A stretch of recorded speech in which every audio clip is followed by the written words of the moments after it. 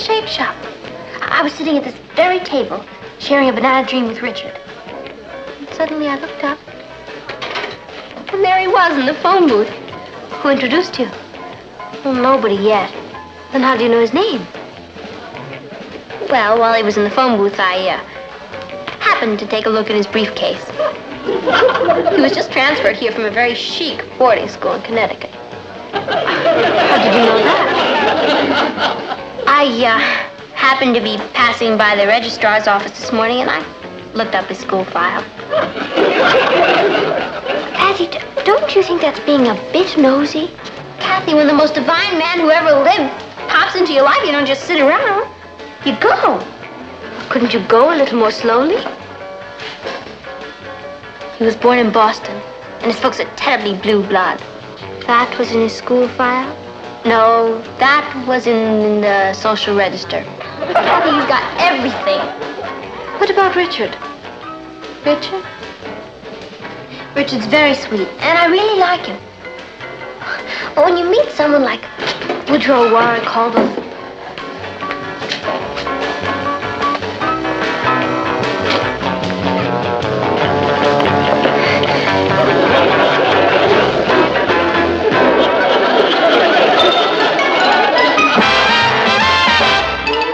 who's lived most everywhere, from Zanzibar to Berkeley Square. But Patty's only seen the sights a girl can see from Brooklyn Heights.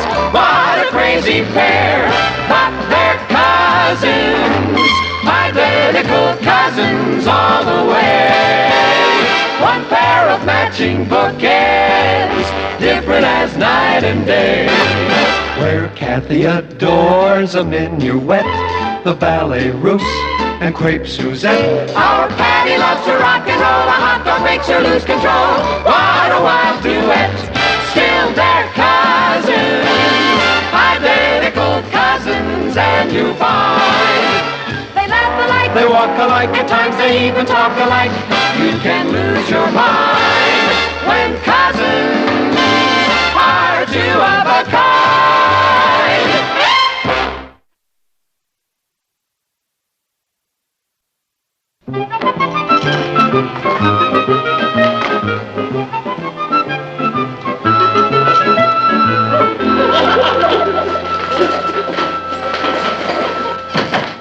Hello there.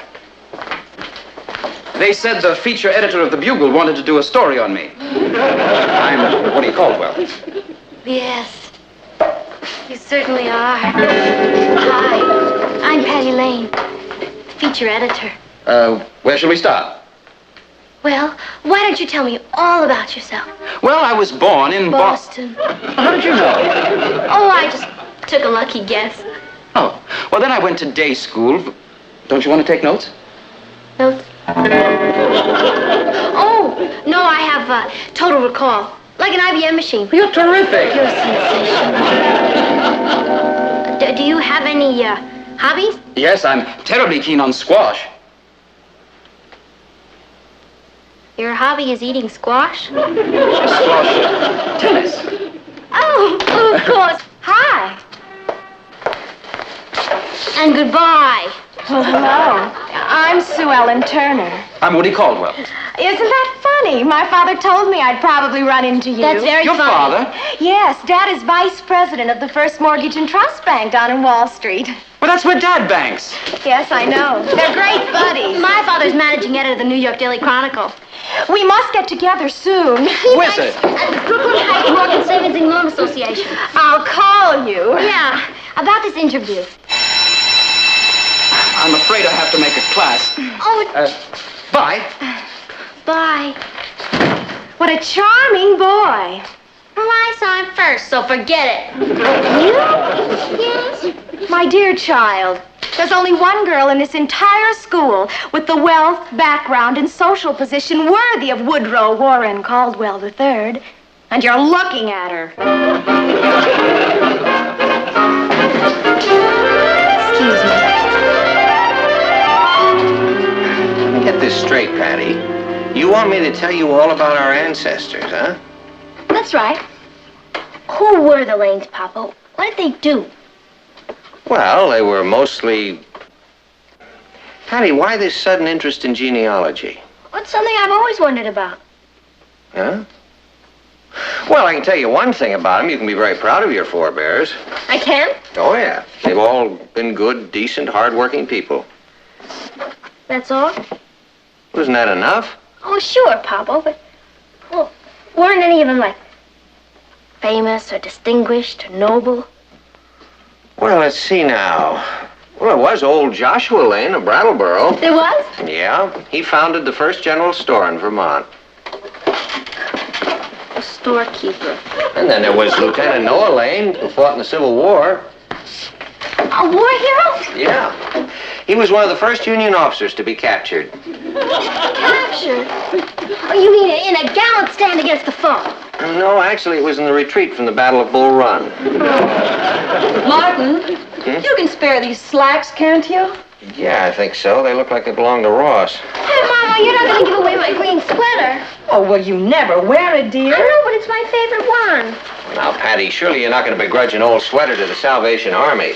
No, not the Salvation Army. We've a new neighbor who's starting a thrift shop, Mrs. Caldwell. Oh, okay, I guess if it's for charity. Did you say Mrs. Caldwell? That's right. Mrs. Woodrow Warren Caldwell? The second was on the crest on her stationery. Oh, she can have my sweater. She can have everything I've got. Well, that's very generous of you, darling. Martin, can you drop these things off on your way downtown tomorrow? Oh, that's all right, Papa. I'll deliver them to her. Well, thanks. Well, it's the least I can do for the deserving poor. I'll go see if I can round anything else up. Bye. Well, what do you suppose came over her? Mrs. Woodrow Warren Caldwell II, obviously. Who is she? Terribly rich and social, I gather.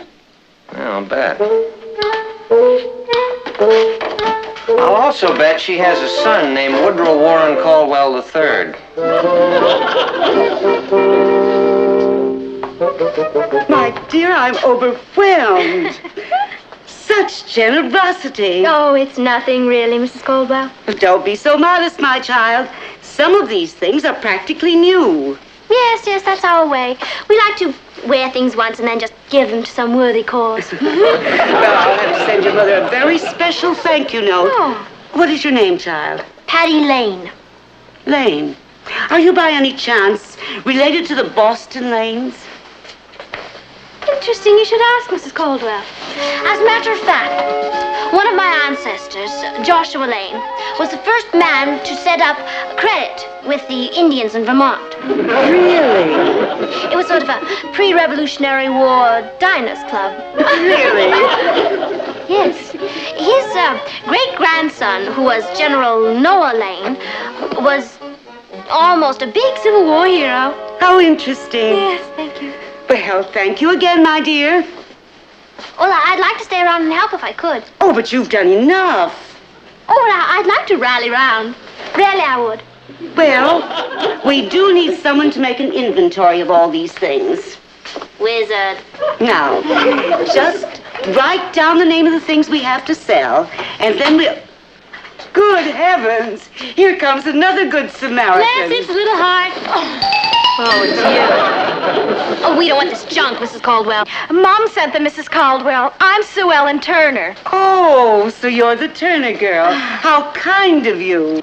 I also wanted to volunteer my services. Well, we don't need them. Thank you very much.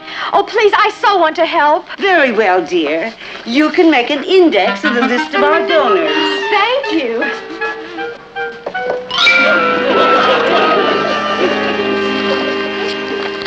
My, what dedication. Social climber. Copycat. Upstart. Phony. Girls, look who dropped by. This is my son, Woodrow. Hi. Woody, would you be a lamb and drive over to Mrs. Montague's? She's donating a lovely old desk. Yes, Mother.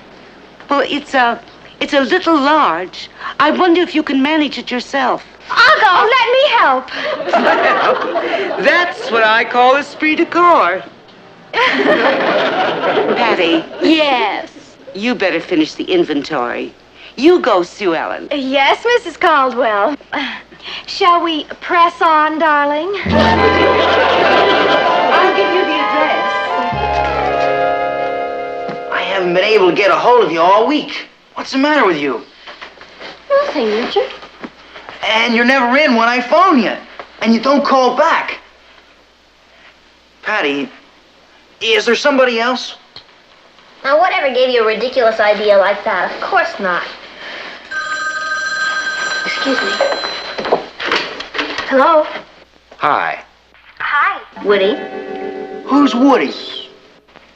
Mom wondered if you could come tonight and help address envelopes. Tonight? That's right. To your house? Wizard, Woody. I know, it's that new society boy with all the clothes. Woody Caldwell. Mom says 8-ish. 8-ish? Right-ish. Right. So, there was somebody else. I was right. Yes, Richard, I'm afraid so. But Patty, you're my girl. Till the end of time, you said. And I meant it, Richard. I really meant it. When you meet somebody like Woodrow Warren Caldwell III. Yeah, sure. I know he's got social position and good looks and fancy clothes. And he drives around in a jazzy foreign sports car. But aside from that, what's so special?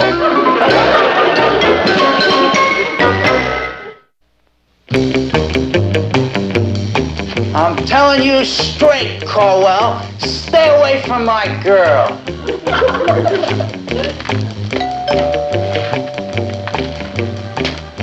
Okay, Caldwell, if that's the way you want it.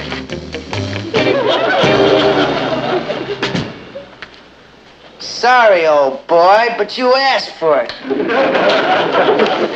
Yes? I'm Richard Harris. I want to see Woodrow Warren Caldwell III. Of course, this way, please. Thank you. Stop.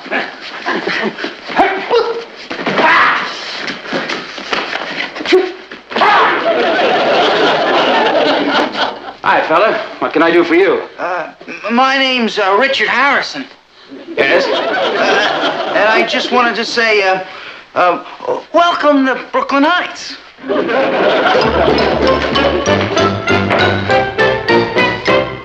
Sis, on your feet. You're invited to a party. You opened my mail again, fiend.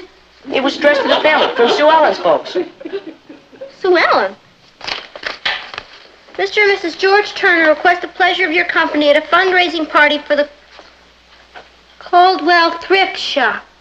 Oh, that's Sue Ellen. She'll stop at nothing. Patty, what does that mean? Black tie? Black tie. Oh, no. What's the matter? That means it's a formal party and I don't have anything to wear. But I like that blue dress you have. Oh, that old thing. Wait till you see what Sue Ellen turns up in. Are clothes all that important?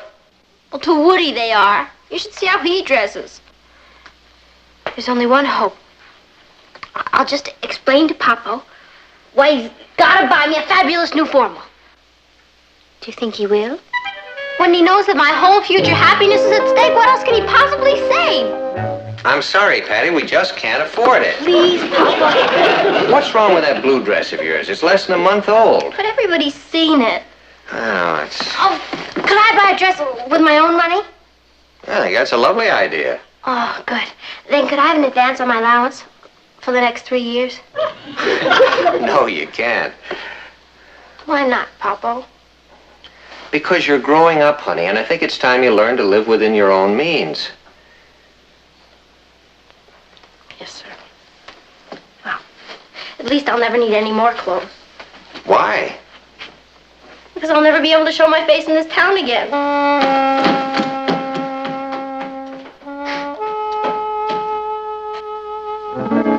It looks beautiful. It's awful. It's charming. It's a disaster. Now, stop that, Pat. It's a very nice little dress. That's exactly what it is, Mom. Can you imagine what a fabulous creation Sue Ellen's gonna have on? Oh, Mother, it's utter heaven. Patty will sink through the floor. You know, I suppose it's rather silly. But I would much rather that you were wearing this. Oh, Mother, that old thing was my first formal gown. Yes, darling, I know. That's why I'm so very fond of it. Now, I suppose it'll just sit here. Oh, Mom, I know. I'll donate it to the thrift shop. Well, now that's a very good idea. I'll take it over. Who knows? Maybe some poor deserving girl can use it.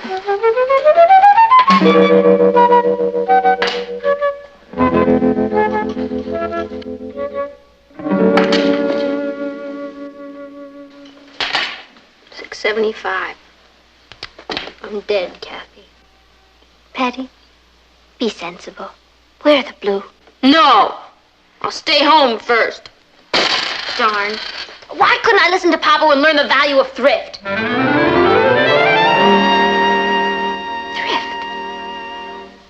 That's it. I'll go to the thrift shop. I'm sure to find a gown there. An evening gown? Well, sure.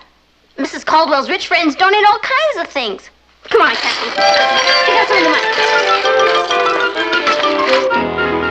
It's me. It is lovely. You're lucky it came in just a little while ago. Oh? It's just about my size, too. How much is it? How much did you want to spend? $6.75. Very well. It's yours. Oh, Kathy! I can just see the look on Sue Ellen's face when she sees me in that. I'm sorry, it's all in change, but I think it's all there.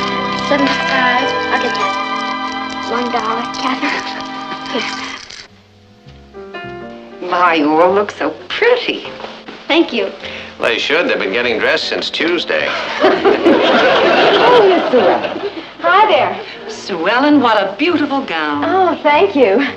I can't wait to see yours. Oh, yeah, as soon as I fix my hair a little bit. Oh, Patty, the room back there. Thank you. Come on, Kathy. Excuse us.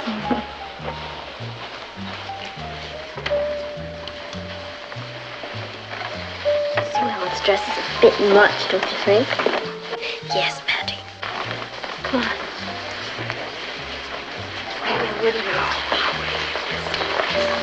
You know, that's typical, though. Just like this picture gallery of her. After all, it is her house. Yeah, but... Kathy! What's the matter? Look! It's just a picture of Sue. Oh, no. She's wearing my dress. She can't be. But she is, look! Christmas at home, my first formal gown. She gave it to the thrift shop. That's the dirtiest trick I've ever heard of. What are you going to do? Well, for openers, hide.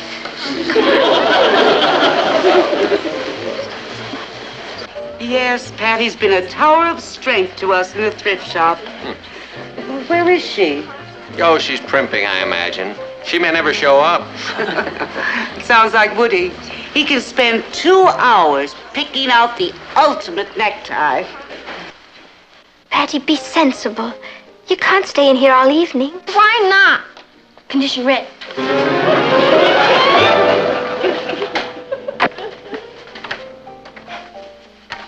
Where's Patty? She's, fixing her hair. Oh. Oh, fussy old Mrs. Montague insists I hang this.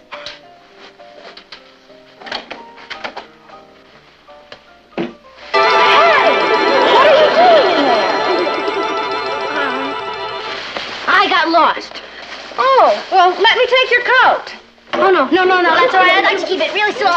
It's no trouble. What's the matter? Oh, I just got a sudden terrible chill. Patty, what's wrong? Well, nothing, Sue. Everything is absolutely fine. I'll be fine in just a few minutes. Now, why don't you just run along and take care of your guests? And I'm really having a ball, and I'll see you in a little minute. Oh. That's Sue Ellen in her first formal gown. Charming. A lovely child. And she's so thoughtful. Do you know she just donated that gown to the thrift shop? Isn't that sweet? Patty, that's the coward's way out. Well, what do you think I am? That's nothing. Come on, Patty! Sue Ellen. Yes, Kathy, I see what you mean about that road. Patty! you get that dress? I had a little dressmaker who ran it up for me. Oh, really? Yeah, she does all my things. That just happens to be my old evening gown. That's ridiculous. There's this little old lady Let me who has see a that shop, label. and every time I want I a was nice dress, right. So you went to the thrift shop and bought my old dress. I did not.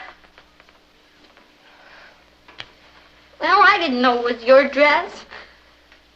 Please, Sue. Promise me you won't tell anybody. Please. Promise. Buddy, pal, friend. Of course not. I'd be an utter monster, too. Oh, and you're not. You're kind and sweet and generous, Patty. Mrs. Caldwell wants to say hello. Oh, she'll be right in, Mrs. Lane. This is going to be a beautiful party.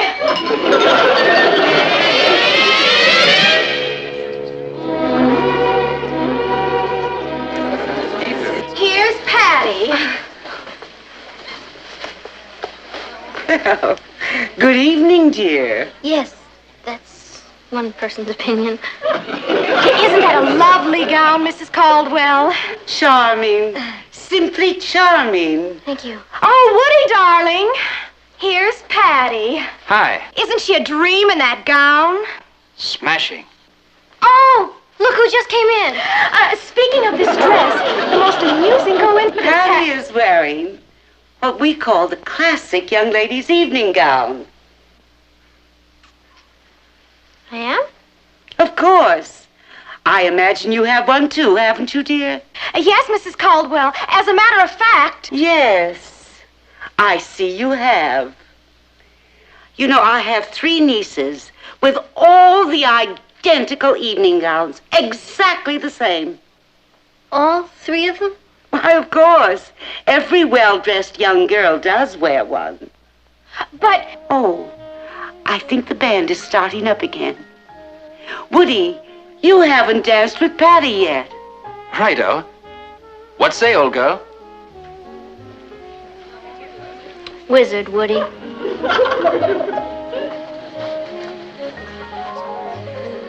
They make a charming couple, don't they? Yes. Don't they?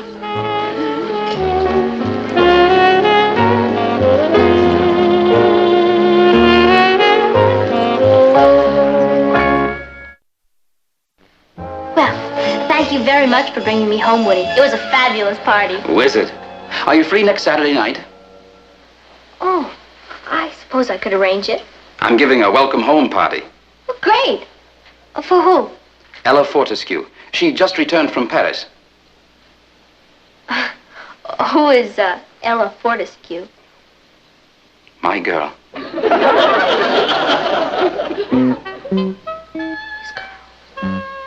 That's right. You'll adore her. See you 7-ish. Bye. Bye-ish.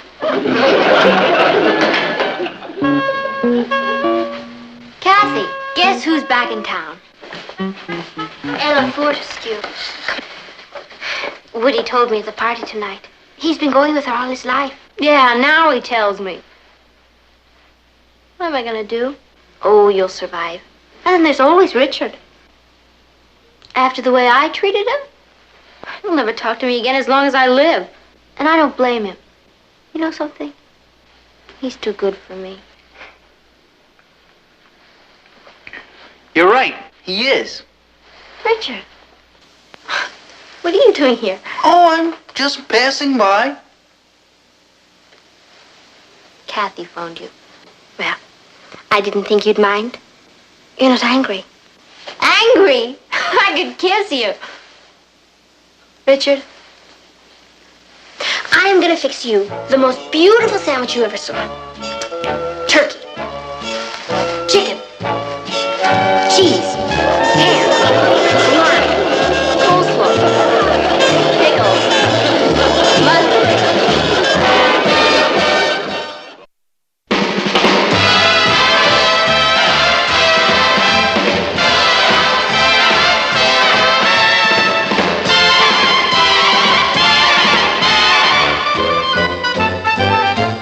Here's Kathy, who's lived most everywhere, from Zanzibar to Berkeley Square. But Patty's only seen the sights a girl can see from Brooklyn Heights. crazy pair, but they're cousins, identical cousins, and you'll find they laugh alike, they walk alike, at times they even talk alike. You can lose your mind when cousins part.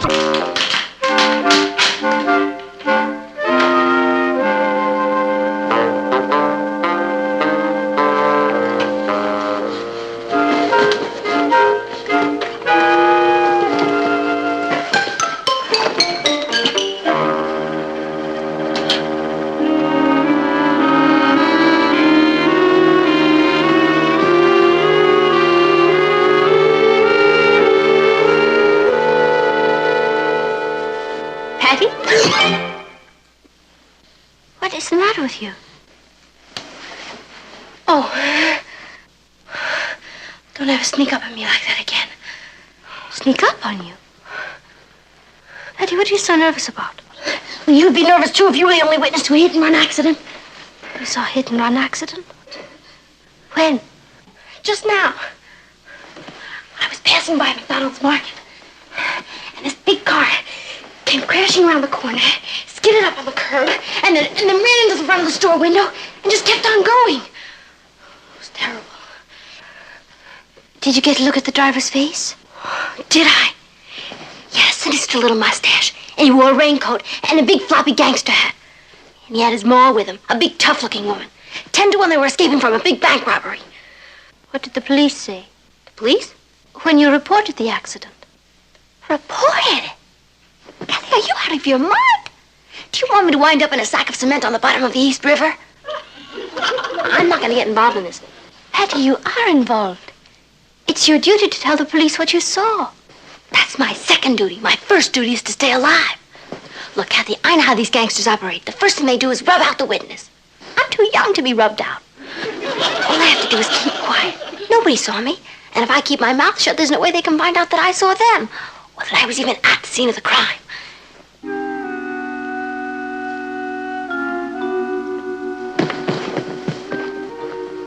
What are you looking for?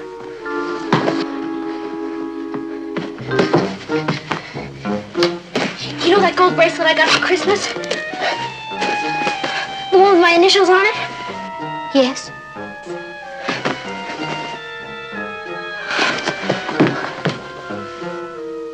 I think I lost it. At the scene of the crime.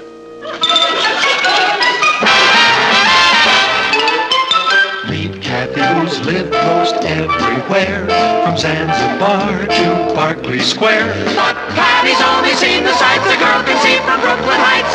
What a crazy pair, but they're cousins, identical cousins all the way. One pair of matching bouquets, different as night and day. Where Kathy adores a minuet, the ballet russe, and crepe Suzette. Our Patty loves to rock and roll, a hot dog makes her lose control. What a wild duet, still they're cousins, identical cousins, and you find they laugh alike, they walk alike, at times they even talk alike.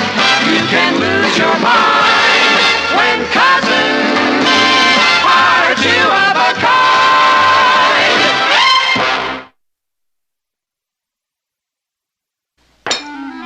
Isn't Patty gonna have any lunch? She says she's not hungry. She all right? With Patty, how can you tell? She sure seems nervous. I came up behind her this morning and said good morning, and she jumped 10 feet.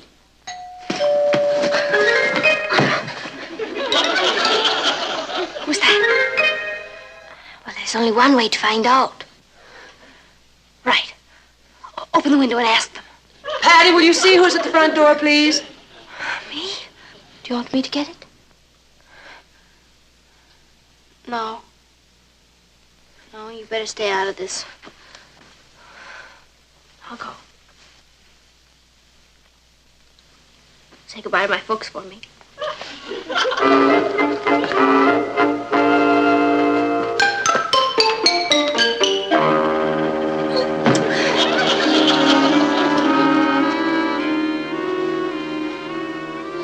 Mr. McDonald. morning, Patty. Good morning. I found your bracelet in front of my store, so I thought I'd drop by and return it to you. Not my bracelet. It's got your initials on it. P.L. Well, there are a lot of PLs in the world that belong to Prudence Lewis or Paula Lomax or Penelope Lufthaven. I haven't been near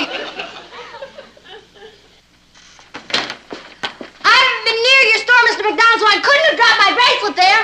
Good morning, Mr. McDonald. Oh, good morning, Mrs. Lane. Mr. Lane? Mr. McDonald? Excuse me for barging in like this, but I found this bracelet and I Where's thought... Patty's bracelet?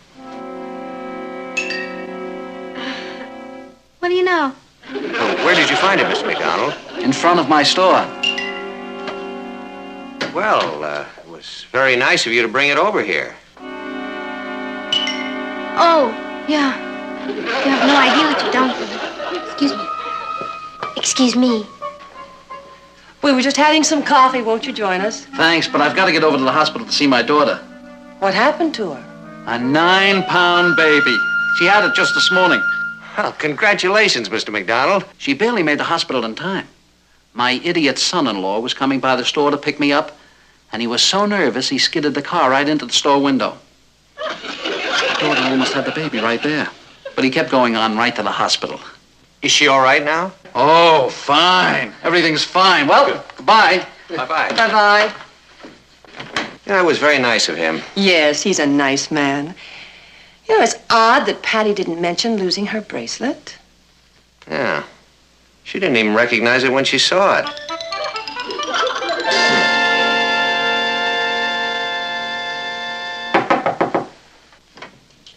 Who is it? Patty. Yeah? Let me hear your voice again. Patty, will you open this door? Just a minute. What do you think you're doing? I'm in hiding. Patty, no one is after you, and no one is trying to hurt you. All you have to do is tell the truth. Look, I've got a great idea. Since you're so brave, why don't you go down and tell them that you're me and you saw the whole thing and you're not...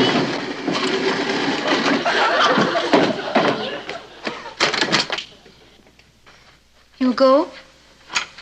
Yeah. Kathy, promise me something? Of course. If anything happens to me, marry Richard. I couldn't stand it if Sue Ellen got him. Hattie, nothing is going to happen to you. There may be a little publicity, but it won't last long. It'll all be over in no time. Now, I was supposed to meet Eddie at the library, but I'll have Ross tell him I see him later. Then I'll go with you to find Officer Melnick, and after you've told him what you've seen, then we can meet Eddie and Richard and go to the shake shop, or perhaps go to a movie. Publicity? Well, yes, the papers may pick up the story. You mean like, fearless teenager defies killer? Patty, you don't know that he's a killer. Ha! You didn't see his face, that sneaky little mustache, those black beady eyes. I'll be all over the front pages. I'm a natural-born heroine. You're a natural-born nut.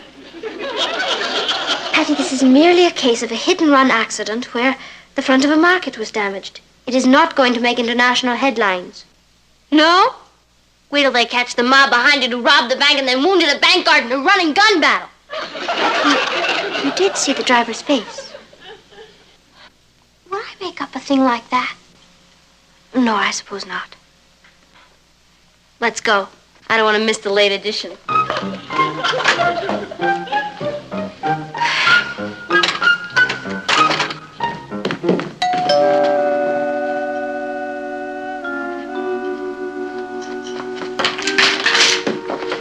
Who is it? It's me, Richard. Yeah? Do you have any identification? Patty, for heaven's sake. Well, you can't be too careful.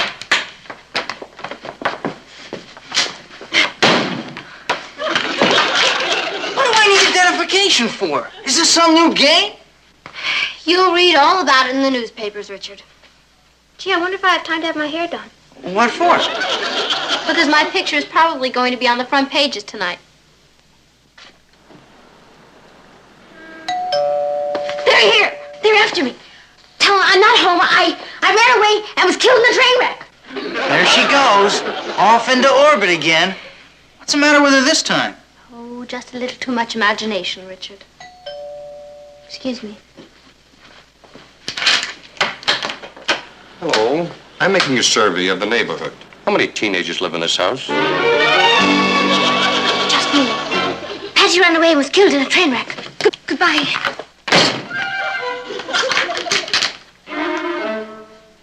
Patty was telling the truth. She is in danger. In danger? Patty! Patty! Patty? What are you doing there? Acting like a gleep, I guess. You're right, Kathy. I'm the mountain out of the molehill type. Somebody has a simple little accident and I turn it into gangsters and bank robbers. Patty, the man at the door wore a raincoat and had a little mustache. He's gone now. Yeah, but he'll be back. They never give up. What did you do? I saw an accident. It was a hit and run. Patty was the only witness. Well, you can't spend the rest of your life behind the drapes. If I go down there and testify, I'm in big trouble. I don't want to be a teenage heroine. I think she's right. I'll do whatever you think, Kath. Oh, Patty, I don't want to take that responsibility.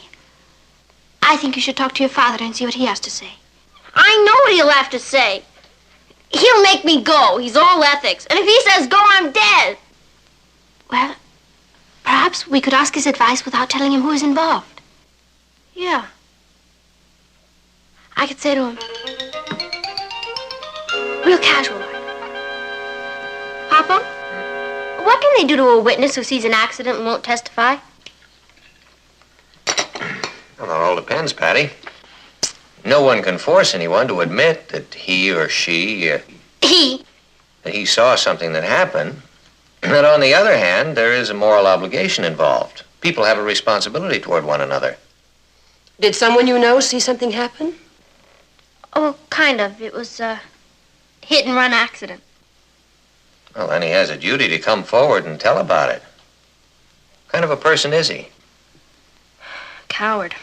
That sounds like Richard. It isn't Richard. Well, whoever he is, he's going to have to live with himself. Oh, he doesn't mind that. As long as he lives. Remember the Moorhead case? That little old lady who witnessed a holdup in a candy shop? No. What happened to her? She testified, and the next day they fished her out of the river. Oh. Mom? Do you think I could go visit Aunt Pauline in Denver? Patty, you have to tell your mother and father what is going on. I can't. I'd be putting them in danger. This is my problem, and I've got to solve it alone. No, you don't. What do you mean? Do you know what you suggested before about my pretending that I'm you and going down there? Yeah. I'll do it. Kathy, you're one of the greats. Thanks, but I can't let you do that. Don't you worry about me. The mob has never been up against Patty Lane before.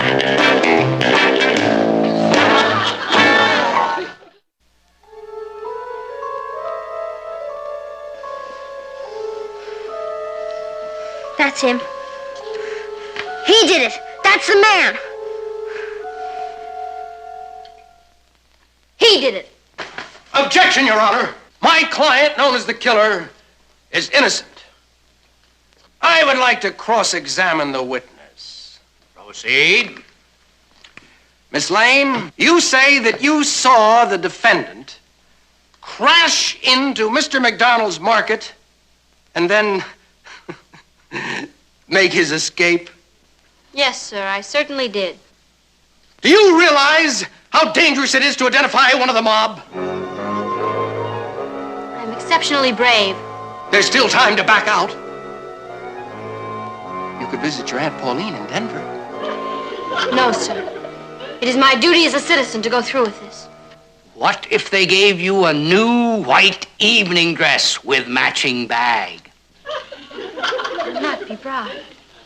She's the most fearless witness we've ever had in this courtroom. I want a front-page story written about her. That won't be necessary. The second page will do. Miss Slade, if my client was behind the wheel of a car and you were on the other side of the street, how can you be sure that it was the same man? Your Honor, there are thousands of men with mustaches. I move the charges be dismissed. That's true. The state has no case. I have no choice but to dismiss the charges and let justice be made a hollow mockery of. Wait!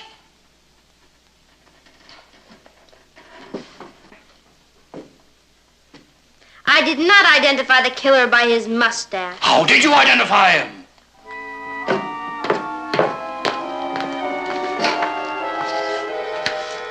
By the mole on his right wrist. Your Honor, I have 20/20 eyesight. This court finds him guilty. And Miss Lane, the country owes you a debt of thanks. Thank you, Your Honor.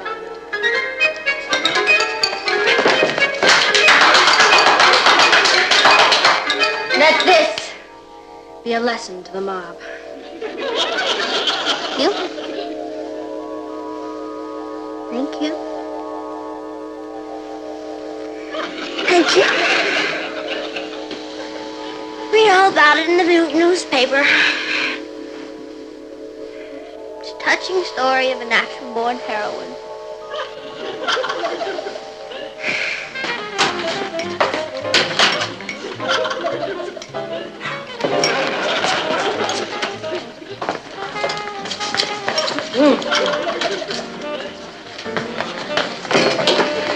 Hi, Patty. I'm incognito. I went by the market. Yeah? A lot of detectives swarming around? I didn't see any. Please playing it cool. I found a story about a bank robbery. Yeah? Where? In the Chronicle. No, where did it happen? On Hastings Street. That's right near the market. I knew it. According to the story, the robber escaped on foot. Where are you going? Home to get under the covers.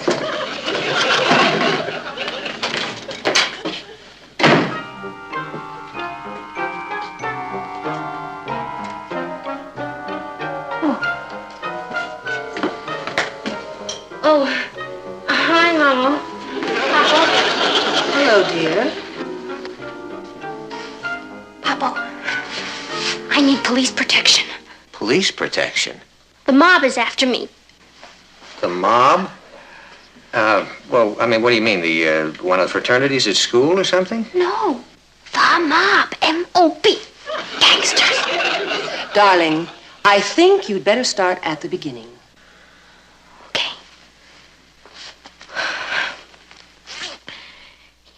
You know that friend I told you about who witnessed the accident? Yeah. That was no friend. That was me. Patty, what was it you saw? The bank robber who crashed into McDonald's market.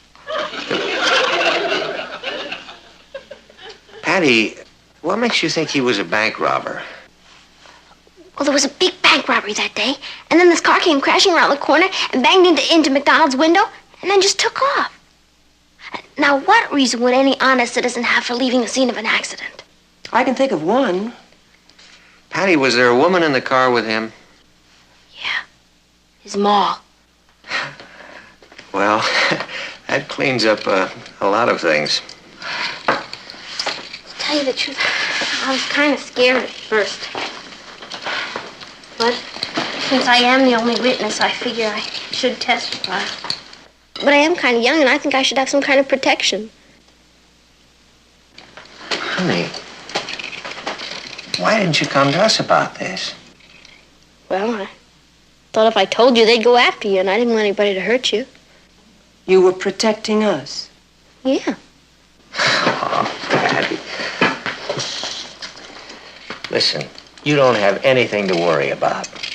Let me explain. The man who ran into the front of the store was Mr. McDonald's son-in-law. His wife was going to have a baby.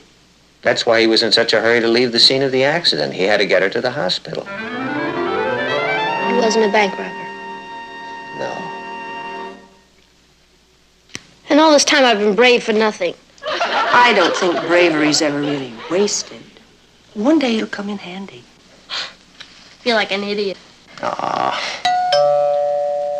I'll get it. As long as I've come out of hiding.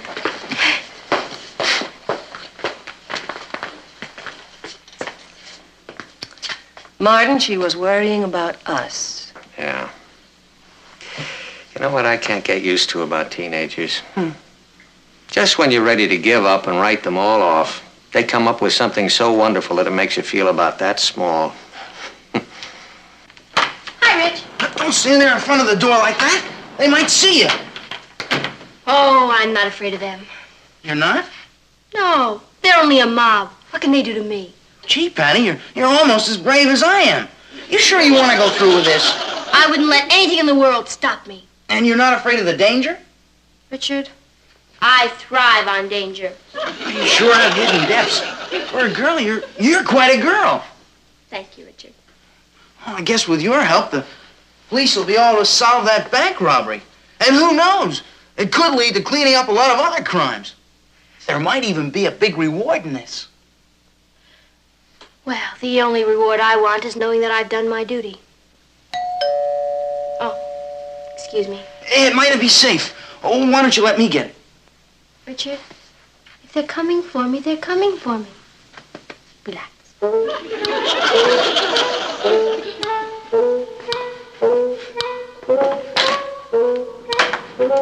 Hello. Are you Patty Lane? Yeah. I'm Detective Don Anderson. May I come in? Sure. Thank you.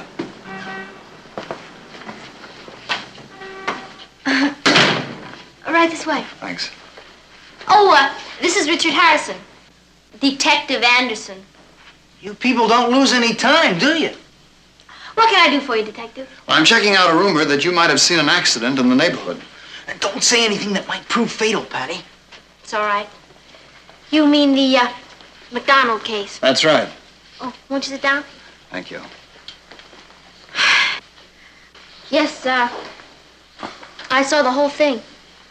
I was just saying to Mr. Harrison, what good is a witness unless he testifies?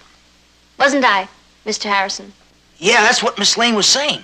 At the time the car hit the store, did you happen to notice a man walk past with a paper sack under his arm? Yeah. I remember thinking that the car was going to hit him if he didn't get out of the way. Poor man, he must have been pretty scared. He ran like a rabbit. Would you be able to identify him if you saw him again? Yeah, I think so. He was a little man. With kind of a round face and a funny chin. Why? That's the man who held up the Brooklyn Heights Bank.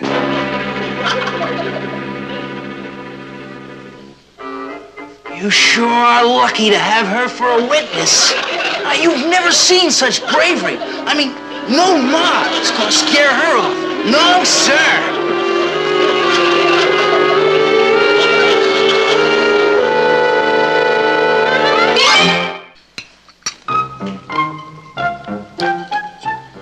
Isn't it wonderful that they caught the bank robber? Kathy, read that part about me again. Patty, I've read it 4 times. I like to hear it. It isn't often you get to bask in the limelight. All right.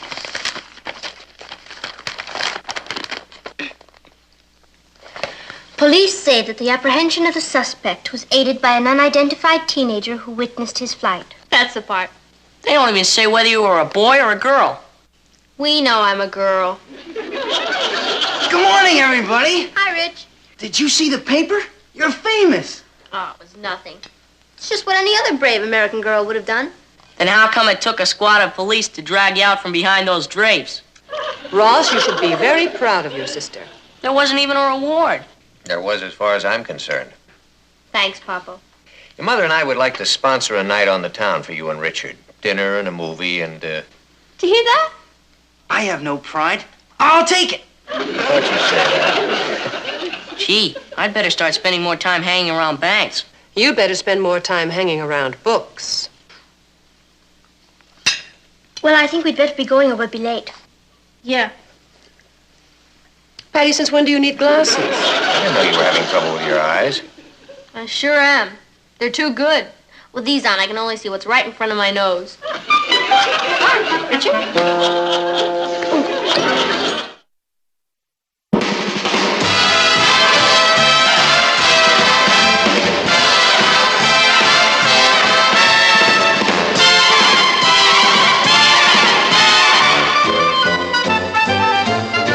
Here's Kathy, who's lived most everywhere, from Zanzibar to Berkeley Square. But Patty's only seen the sights a girl can see from Brooklyn Heights.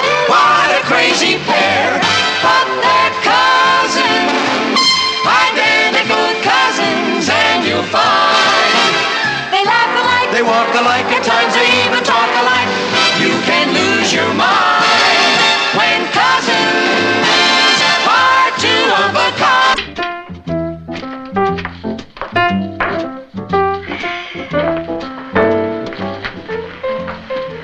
Kathy, have you seen my bowling bag? No, I haven't, Patty. I could have sworn it was in there. Did you look behind the shoe boxes? No, that's where I keep my old magazines. Oh, I'll bet it's in the downstairs closet. How was your day? Well, usual front page stuff. How was yours? Oh, I had a fascinating day. I had a 3-hour lunch with my niece Anne and David Stone. Who's David Stone? He's a graduate student at Juilliard, and Anne is head over heels in love with him, and he's in love with her, but he's too shy to propose. Oh, well, Anne's too young to get married anyway. She's still a schoolgirl. She's a senior at college. You don't realize how mature she's become lately. Well, I think she should finish school first. You see, the trouble with us, Martin, is that we've watched her grow up right under our noses. We don't realize how grown up she really is. We still think of her as a child, but Martin, she's become a young lady. Well, I suppose we have been blind about her just because she's ours. Maybe it would be a good idea if she got married. I'm sure it would. Well, it's all right with me. When? As soon as possible.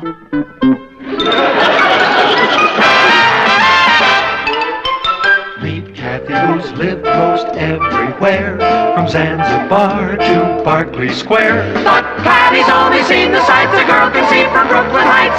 What a crazy pair!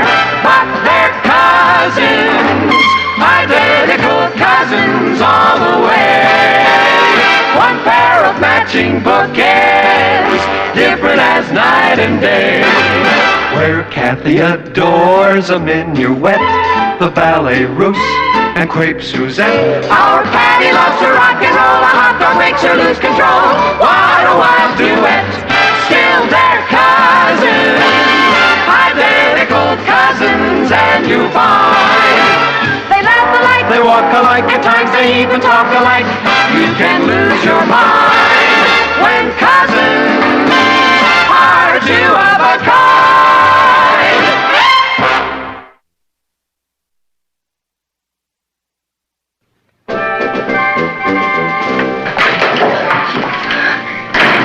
What is the matter? They're after me.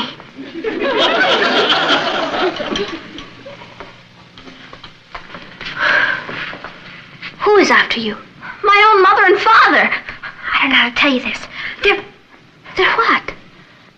They're trying to get me married. Oh, Patty, that's ridiculous. I know it's ridiculous, but I just heard them plotting down there. They said I've grown up under their noses and they didn't realize it, and I'm becoming an old lady and they want to kick me out. You must have heard them rehearsing a play or something. Yeah, and I know the name of the play. It's called Getting Rid of Patty. You've got to be mistaken. All right? I want you to come downstairs and listen for yourself. All right, I will. But only to prove to you that you're wrong. I asked David to dinner tomorrow night. Anne's going to be out of town. I hope you don't mind. No, I don't mind. But what's the point? Well, apparently David has some complex about getting married. He had a pretty unhappy childhood. He was an orphan, and an aunt and uncle brought him up, so his memories of home life are rather grim. Oh, you'd like him to see how great family life can really be. Yes. I think he's afraid to raise a family. I'd like him to meet Patty and see what a wonderful child she is. Fine. Anything for the cause. He really would make a perfect husband for her. He's very warm, and you know how outgoing she is. Yeah, she never runs down. I'm glad I asked him to dinner tomorrow night. Well, let's make sure Patty's going to be home. Martin, wouldn't it be wonderful if it all worked out? We'll give them a beautiful honeymoon. Well, take it easy. We have to get them married first. We could send them to June Lake. She loves the country. Hi, folks. Hi, Patty. You know, we were just talking about you. Were you? You're looking very pretty, honey. Thank you, Papa. Our little girl is really growing up, isn't she, Nat? Yes. Patty, do you have any plans for tomorrow night? Tomorrow night? Why? Oh, we're having a dinner guest, and I want you to meet him. I can't. I have a date with Richard. Well, couldn't you break it? You never asked me to break a date with Richard before. This is rather important, darling. Oh, you're going to like this man. He's very nice, and I'm anxious for you to make a good impression on him. You are? Yes. As a matter of fact, I think you should wear your new dress tomorrow night. See, one of the reasons he's coming is to meet you. And I think you should go to the hairdresser in the afternoon. Excuse me. Any questions? They're leading me to the slaughter. I can't believe it. You'll dance at my wedding.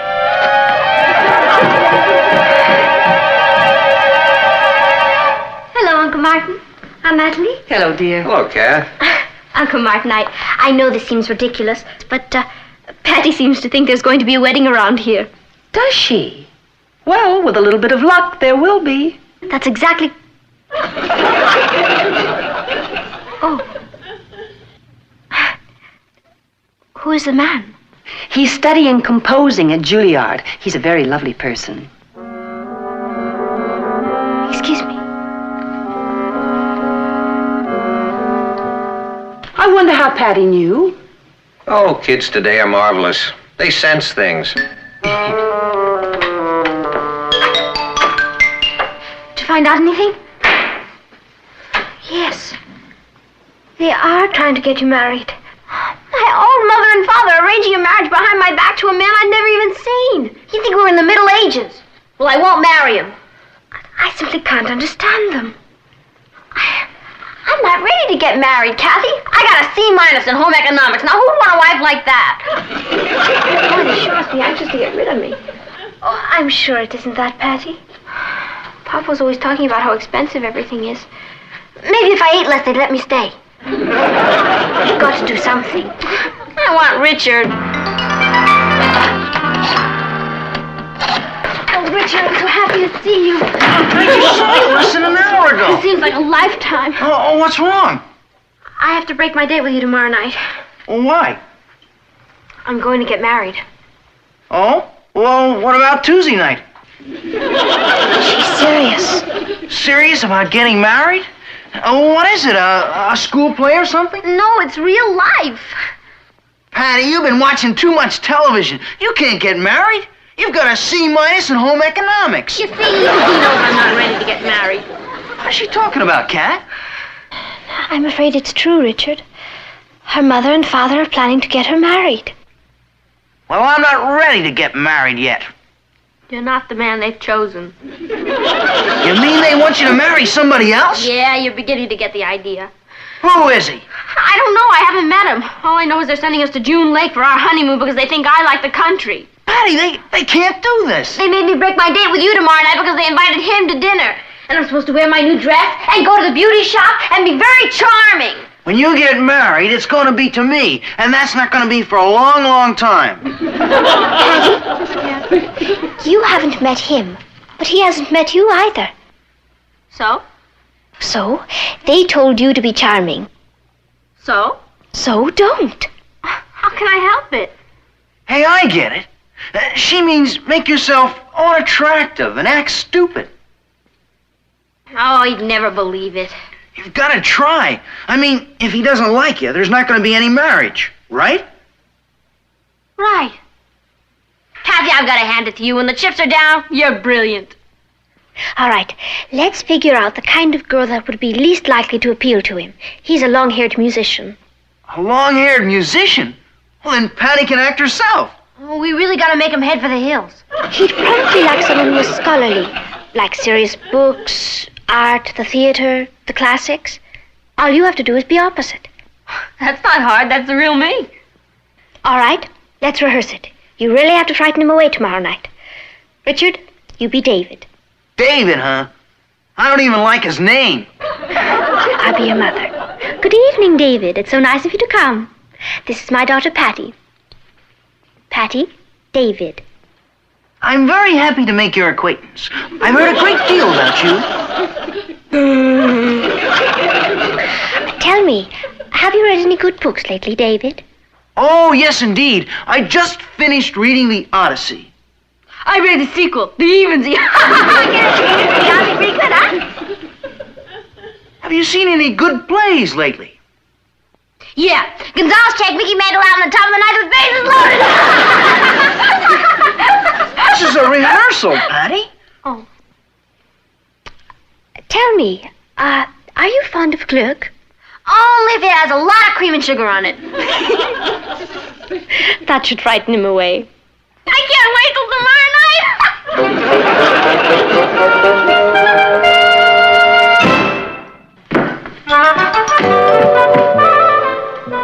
That's him. He's early. Yes, your mother and father aren't back yet. Yeah, I know. They went to get him some caviar or something. What do we do? Well, we can't keep him out there. Let him in. You can get rid of him before they get back. Yeah.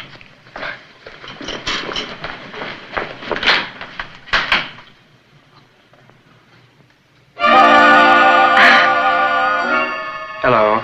I know I'm early. I'm David Stone. How do you do, David? I'm so happy to know you. Well, won't you come in? I'm Patty. It's my cousin Kathy. Hello. How do you do? Well, the Pioneer type should be back any sec.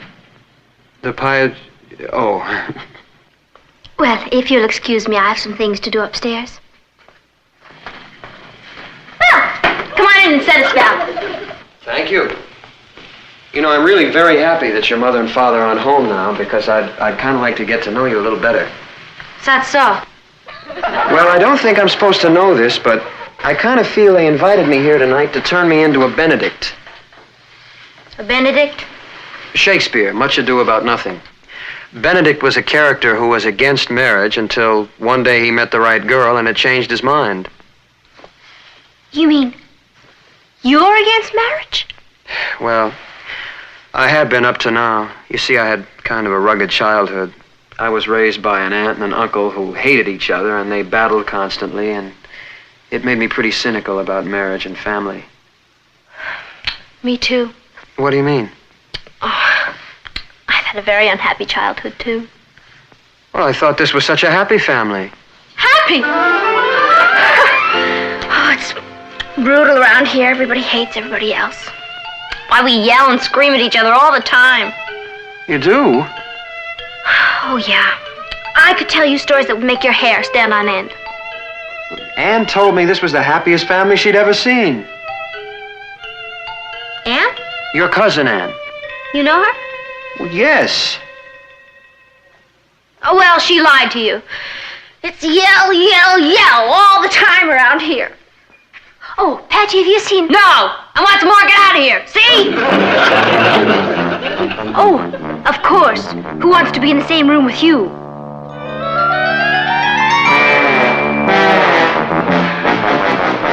You see? Do your parents quarrel? Day and night. They're the only family Anne has. Yeah. Poor Anne. Well, she never even mentioned this to me. It must be terrible for her, just the way it was for me. Oh, even worse. When Papa loses his temper, he's a fiend. Anne is so shy and sensitive. Someone should take her out of all this. Yeah. Of course, I don't mind it here. I'm kind of used to it. I even like it here. I wouldn't want to leave for anything. David! Martin, this is David Stone. How do you do? Nice to meet you. I'm sorry we were so late getting home. I'm glad Patty and I have had a chance to talk. Yeah, we really understand each other. And I've made up my mind about something. Yes? I want to get married right away.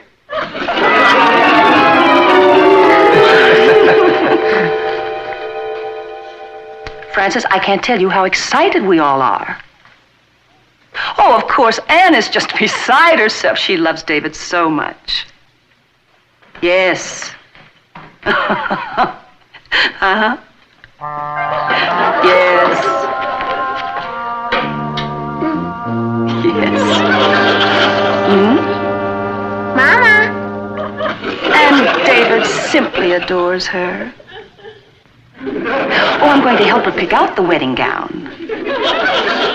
Well, if we can get ready in time, we'll have the wedding next week. You know, I have just a million things to do. We're going to have the wedding right here at the house, and I do want it to be beautiful.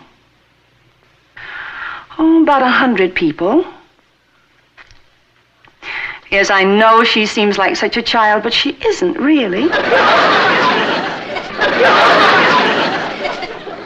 I know. He made up his mind last night, right after he had a talk with Patty.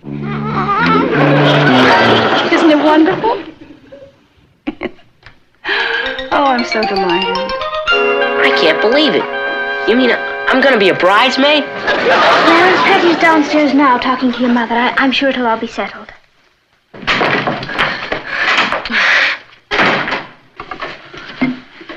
Did you talk to your mother? Yeah, it's all set. The wedding is next week in my former home. She wants it to be beautiful, about 100 people. Oh, Patty. Kathy told me the news, sis. I'm gonna miss you. I want you to come and live with me. Do you mean that? Of course I mean it.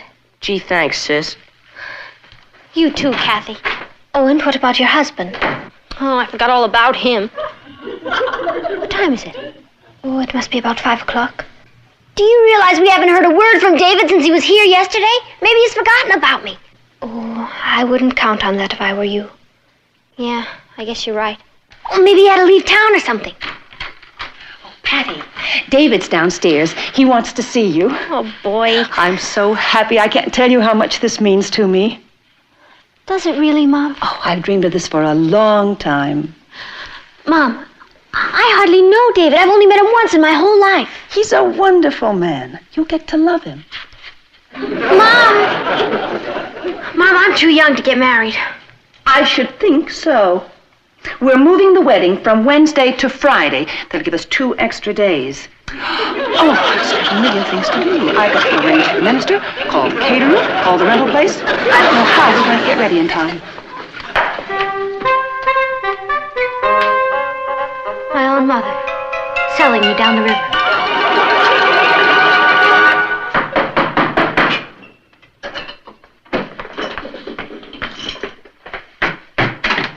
Richard, why'd you use the back door? I didn't know if I'd be welcome at the front door anymore. I mean, since Patty is practically a married woman. She's not married yet. It's gonna happen any minute. I wonder if they're planning to invite me over to dinner. You know, old friends of the bride. I'm sure sorry about this, Richard. Could I fix you a sandwich? No thanks, I'm not hungry. You're not? I haven't been able to eat a bite since I heard the news. I don't want Patty to get married. But if she does marry, I'd like her to marry you. Thanks, Ross. I mean, you've got your problems, but at least I know what they are. I don't want a stranger for a brother-in-law. Maybe you're not gonna have a stranger for a brother-in-law. What do you mean? I mean, I'm not gonna let it happen so easily. You think any old joker that comes along can take Patty away from me? Now, wait a minute, where are you going? To see Patty, through the front door.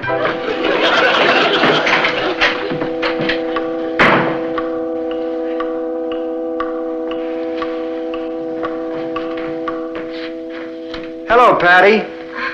Hello, David. I've got to give you a kiss. Do you? I owe you so much. Me? Well, yes. Before I spoke to you last night, I didn't have any idea how much I wanted to get married. But now that I've made up my mind, I feel like a new man. You mean you still want to go through with it? I can't wait. The sooner, the better. David, I think there's something you should know. What's that? I can't cook or sew. I have a terrible disposition and I have 2 cavities, an upper and a lower. See? Well, when we get back from the honeymoon, we'll just have to get you to a dentist. You mean that doesn't change your feelings about me? Of course not, Patty. Nothing could ever do that. Why do I have to be so irresistible? Anybody home? In here, Richard. Hi, Patty. Hi, Richard. I'd like you to meet David Stone, Richard Harrison. David? You're David? You've heard about me? Boy, that's the only topic of conversation around here. Well, I'm pleased to meet you. I'll bet you are. You're turning me into a laughing stock. I don't understand. No? Well, it just happens you're planning to marry my girl. Your girl? That's right, and I don't intend to give her up. What's he talking about? It's true. I didn't want to hurt you, David, but that's the way it is. You mean you knew about it too? Well, of course. Everybody knows it. Everybody but me. How long have you known her? A lot longer than you have. Richard Harrison. She never even mentioned you to me. You've been too busy sweeping her off her feet. It all happened so fast. And you're in love with her. That's right. Well, how does she feel about you? Tell him. Same way, I'm afraid. I can't believe this. You're just a kid. I'm not as young as I look. Anyway, Patty and I aren't ready to get married next week. But we will be. Someday. Patty and you? That's right. That's why I can't marry you. You can't marry me. No. Oh, I hate these eternal triangles. But it wouldn't be fair to any of us. I know how hurt you must be. But I just can't go through with it. Patty, didn't your mother tell you? Oh, yeah. She told me how anxious you are to get married. And I hate to let her down, but please, try to understand. I think I do.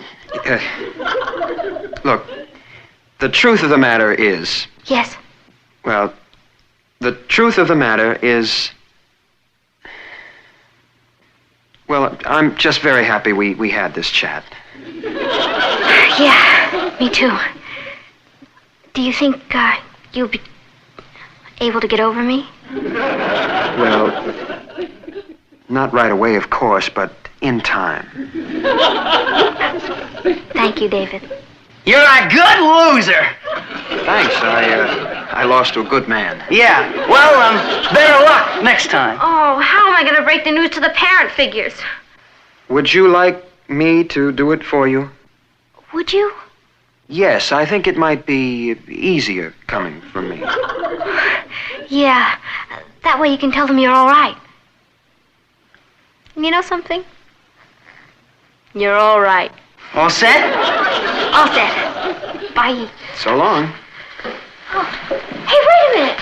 Didn't you say you know my cousin Anne? Yes. Look, if you're so anxious to get married, why don't you try her? Not me, but... Oh, she's a wonderful girl. Good luck.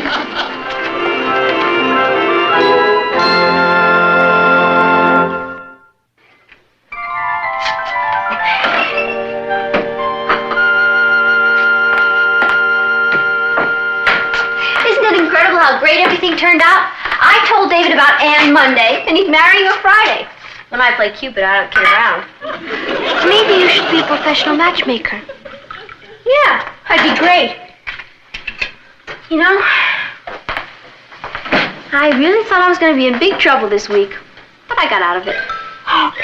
She didn't. She didn't. I'm afraid she did. Patty must have taken it for granted that we were all speaking of her wedding. Well, why didn't she come to us and discuss it? Well, perhaps she felt she couldn't. But why?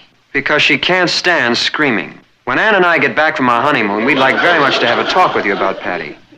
We think perhaps she may be happier living with us. Living with you? Well, Anne and I have discussed how unhappy Patty is living here at home, and we've decided that... Patty unhappy at home? Where'd you ever get that impression? It's not an impression. She told me. Well, I mean, she wasn't complaining. She merely said that she'd never leave you, but Patty's a very sensitive girl, and she just can't stand watching you two fight constantly. Watching us fight? Yelling and screaming at one another. Patty said that? That's right. Well, for your information, there is no yelling around this house. Patty! Patty, come in here! Well, now, wait a minute. I didn't mean to start another family row. I just thought that if there was something wrong, perhaps we could help the situation. Don't worry, we're going to do something about it. Patty! Yes, Pa, would you call me? Yeah, I have a bit of news for you, young lady. Oh, yeah? What's that? You're in trouble again. I know, Now, about our yelling at you, where do you get off telling people all this? She just told me, and I figured that maybe there was some...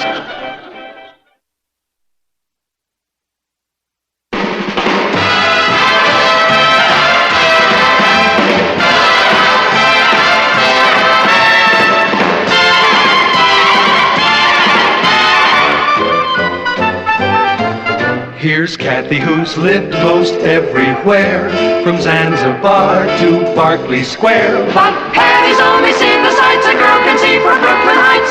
What a crazy pair! But they're cousins, identical cousins, and you'll find they laugh alike, They walk alike, at times they even talk alike. You can lose your mind when cousins are two of a kind. Sakes, must you? Must I what, sis? Make noise like a hungry hippopotamus. Yep. Morning, everybody. Hi, Papa. Hi. For you, dear, airmail special. Hey, it's from Cousin Gaylord. Cousin Gaylord? Yeah, he's a fairly distant cousin, Kath, one of the Atlanta lanes. He says, howdy, Cousin Martin. We all as fine as wine. Hope you all are the same. Me and Sissy are busy. That's Cousin Gaylord's wife. Me and Sissy are busy on boll weevils at the store, but glory be, things are booming.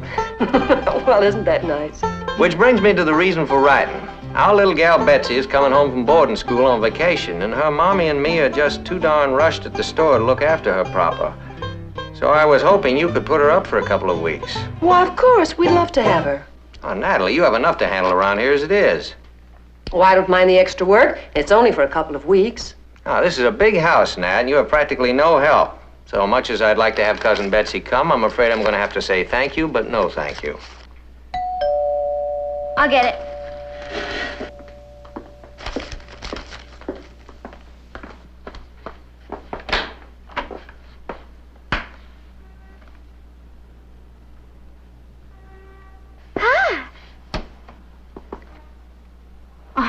Oh. May I help you? You must be Cousin Patty. Cousin Patty? Uh-huh. I'm Daddy Gaylord's little gal, Betsy. Hi.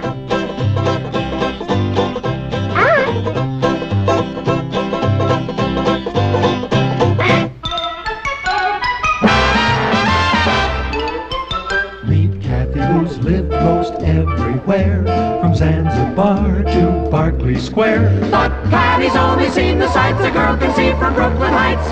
What a crazy pair! But they're cousins, identical cousins all the way. One pair of matching bookends, different as night and day. Where Kathy adores a minuet, the ballet russe, and crepe Suzette. Our Patty loves to rock and roll, a hot dog makes her lose control. What a wild duet, still they're cousins, identical cousins, and you find they laugh alike, They walk alike, at times they even talk alike. You can lose your mind when cousins are two of a kind.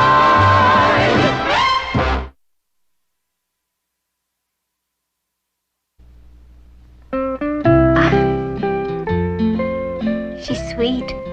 That's Sarah Jane. Hey, now there's a doll. His name's Grady Tyler. Oh, so you steady?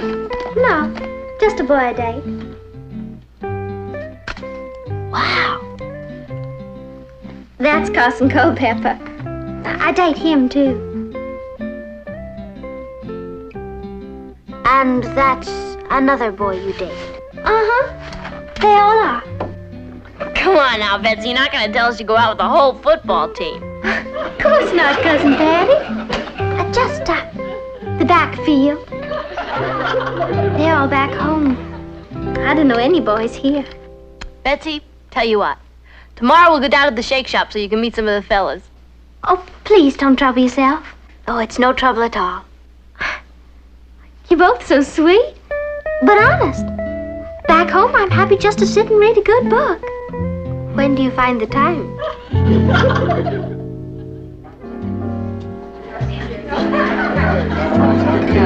Oh, yeah!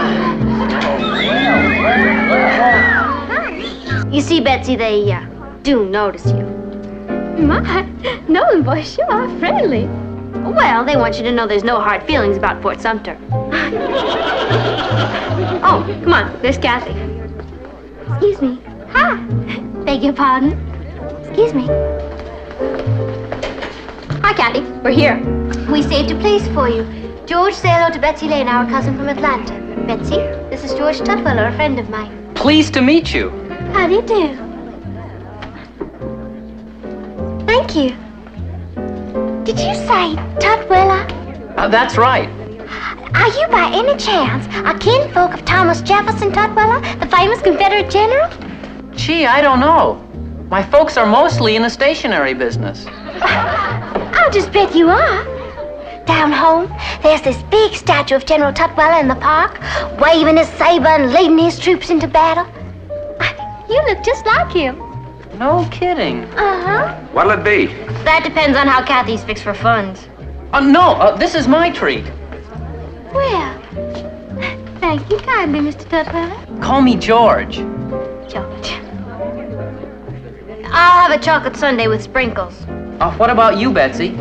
Oh, I'll just have a little old root beer. 1 root beer. Oh, make it a small one here. When I meet somebody fascinating, I just get too excited to eat. No kidding. I hope we're not interrupting anything, Kathy. No. George was just going over a poem he's reading to the literary club. A poem? Really? I just adore poetry. No kidding. Uh-huh.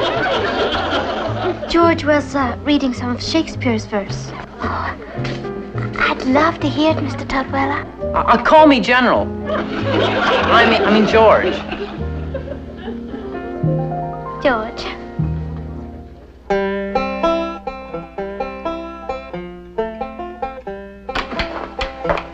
Hello, Patty. Hi, Kat. What are you doing home? I thought you had a date with George Tutwiler. He called to say he couldn't make it. Oh, that's too bad. Hey, have you seen Betsy? She's not in her room. No, she went to the movies with George Tutwiler. Shit! Why, that sneaky little thing. No, she's not, Patty. She told me he asked her to go. Oh, why didn't you tell her to lay off? Well, how could I after she'd accepted? She'd have been terribly embarrassed. Yeah, I suppose so. Well, goodbye, Charlie, to him, I say. Yes. He was very nice, though. Oh, forget it, Kath. If a guy is that fickle, I say P.H.I. P.H.I.? Pack him in. You're taking my loss very well.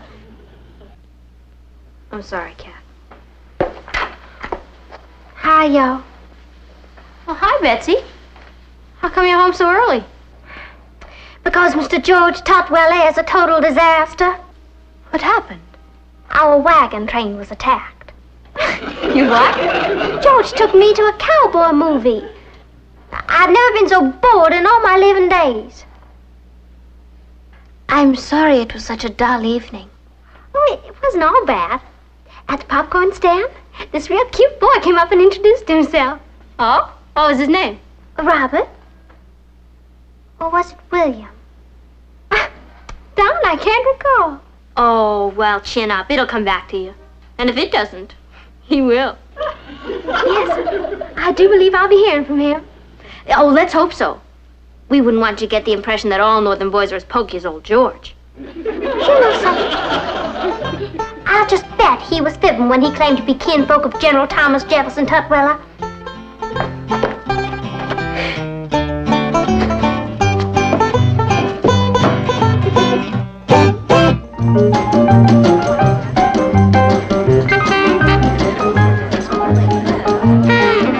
Come on, Kath, let's park.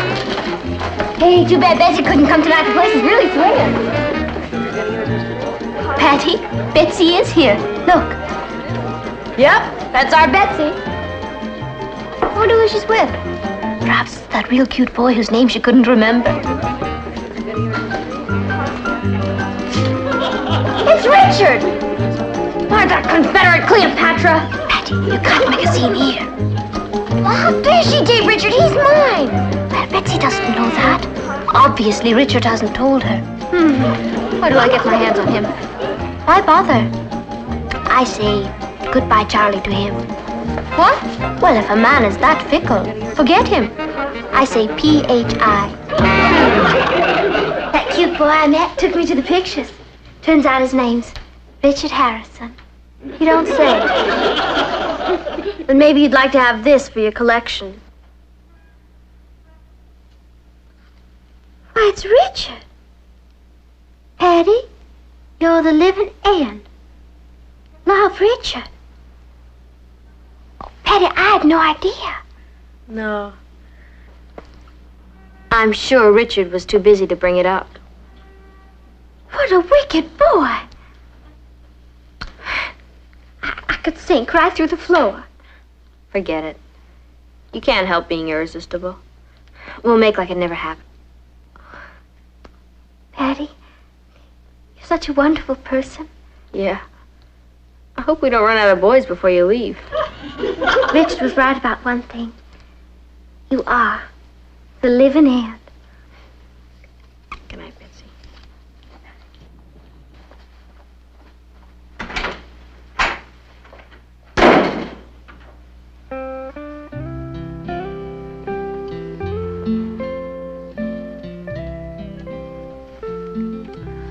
I just love being here with Patty, Sarah Jane. I wish I could stay on and on like Cousin Kathy. Don't see how I could, though, as long as Kathy's here. Sarah Jane,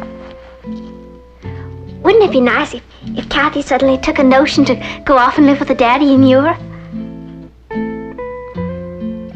Don't suppose she ever will, though. Not unless something happened to put that notion in her head.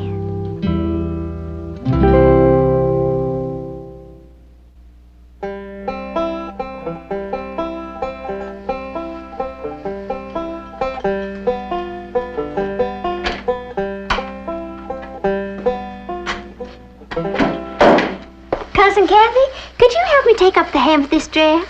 Oh, certainly. I was just finishing a letter to my father. Oh. Where's your daddy now? In Rome. Next week, India. My, I bet you miss him a lot. Terribly. That's why I write such long letters. Don't you ever get to see him? Oh, on his vacations. We have marvelous times. But then there's always the day when we have to say goodbye again. That must be just awful.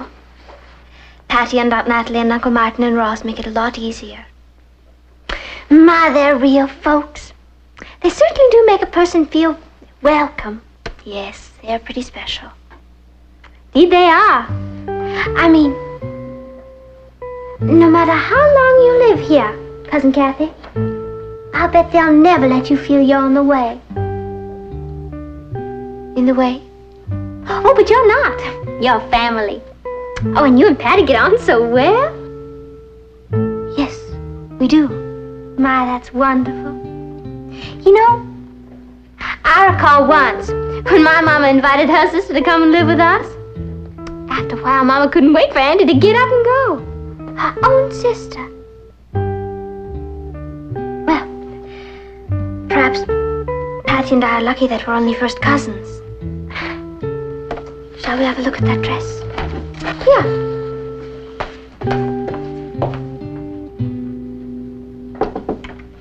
Hi. Hi. Busy? Oh, just doing my geometry homework. Or trying to. Darn. Why wasn't I born with brains like Kathy? Aunt Natalie says she's just brilliant. Fantastic. IBM machines bring their problems to Kathy. Why, your mother just goes on and on about how wonderful Kathy is. Yeah. Oh, why don't you ask her to help you with that? Oh, not Kathy. She says it's good for my character to go it alone. Oh. My roommate at boarding school is smart like Kathy. Mary Lou. Knows everything. Yeah, that can be a drag to live with sometimes. You really mean that, Cousin Patty? Oh, don't breathe a word of this to anybody. But as much as I adore and worship Kathy. Yes? Well, sometimes when she comes on like Albert Einstein. I won't say a word. That's just how I feel about Mary Lou sometimes. Aren't we awful? Dreadful. You know something, Cousin Patty? I didn't realize we had so much in common. Well, better get along with that now.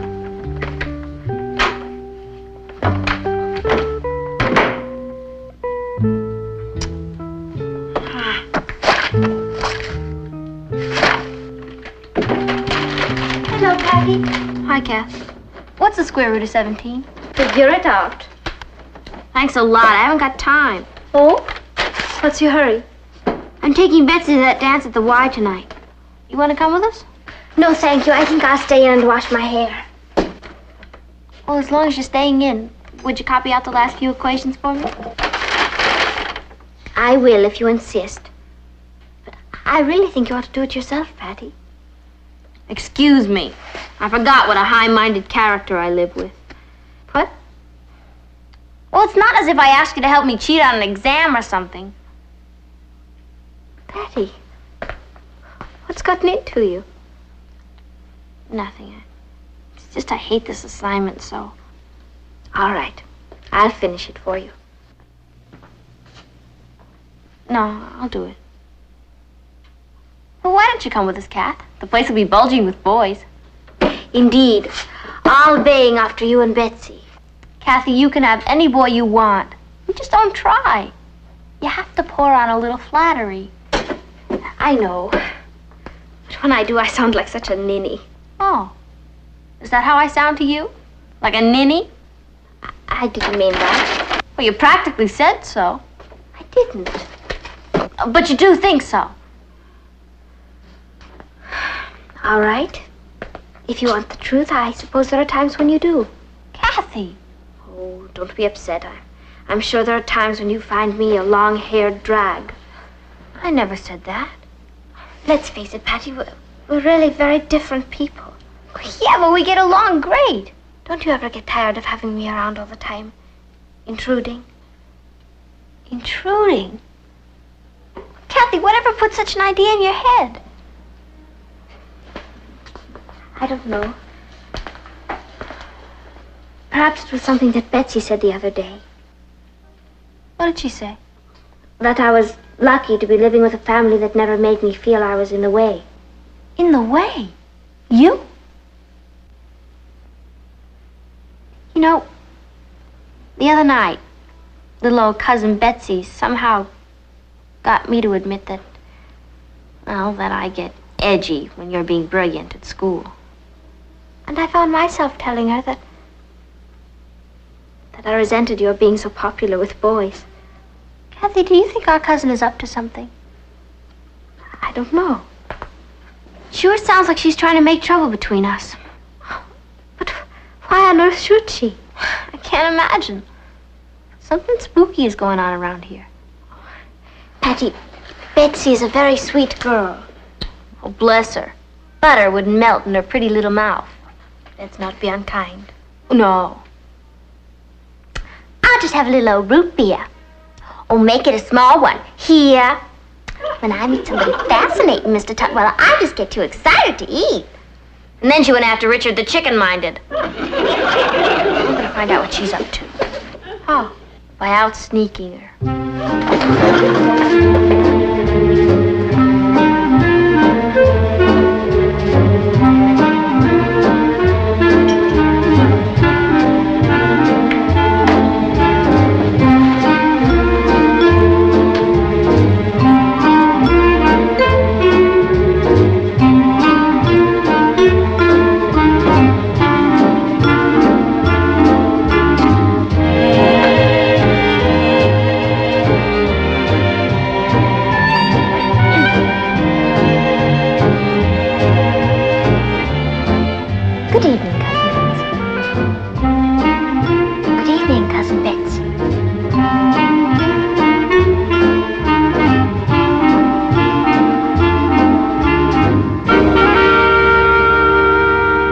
Good evening, Cousin Betsy.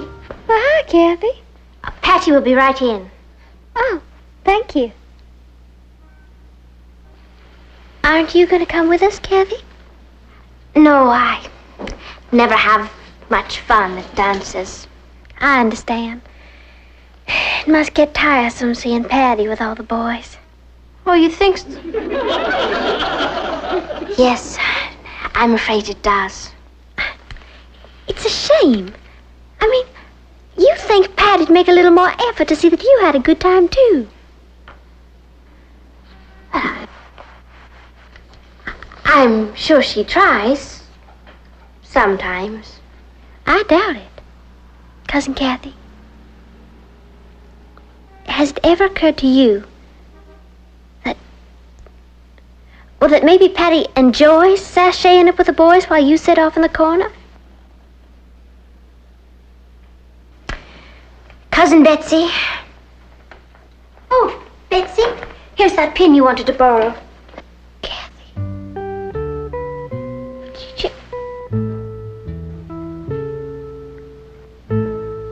Patty, what have you been doing? Just, having a little heart-to-heart with our cousin. Isn't that right, Betsy?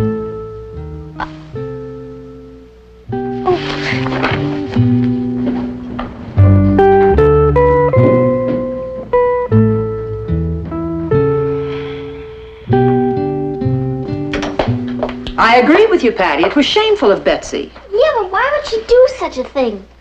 Well, perhaps your father can tell us when he's through talking to her. No, I don't really care. I just wanted to go home. Well, Papa? Well, I had a talk with Betsy, and then I called Cousin Gaylord, and he's coming to pick her up. Good riddance. Patty, you and Kathy have every reason to be furious with Betsy, but we should try to understand her a little. I do. She's a snake. No, she's just a very lonely girl. Lonely? Have you seen that collection of boys on her dresser? Well, maybe she has plenty of dates. But what she doesn't seem to have is a family.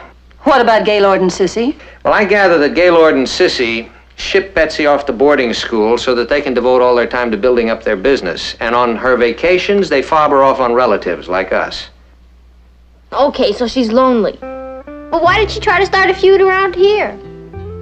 Because, honey, she had the wild hope that Kathy would decide she wasn't welcome here, and then Betsy could come and live with us instead.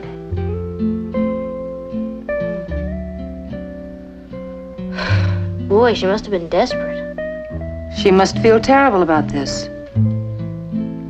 Okay, I'll go tell Kathy we don't hate Betsy anymore. I think somebody ought to have a talk with Cousin Gaylord. Somebody did. That's why he'll be here on the next plane.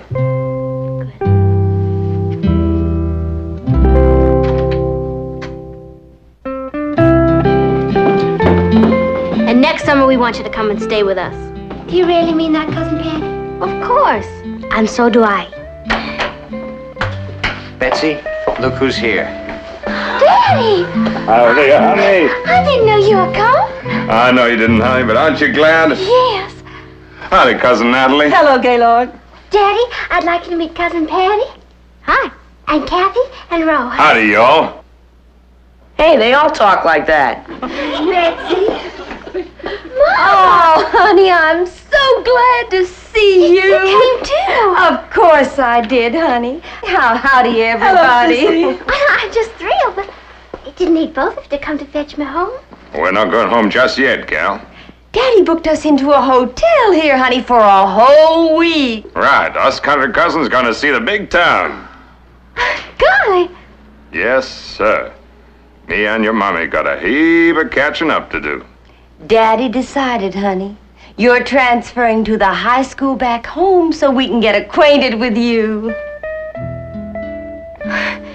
You hear that?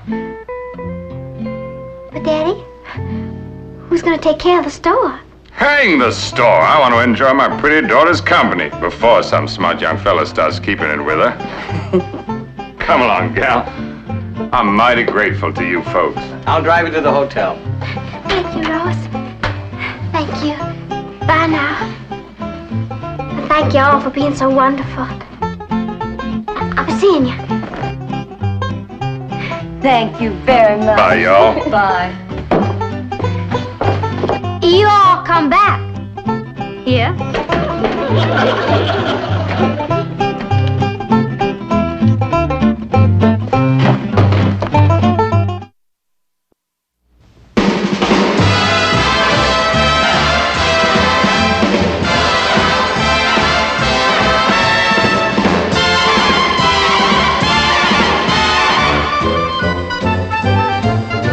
Here's Kathy, who's lived most everywhere, from Zanzibar to Berkeley Square. But Patty's only seen the sights a girl can see from Brooklyn Heights.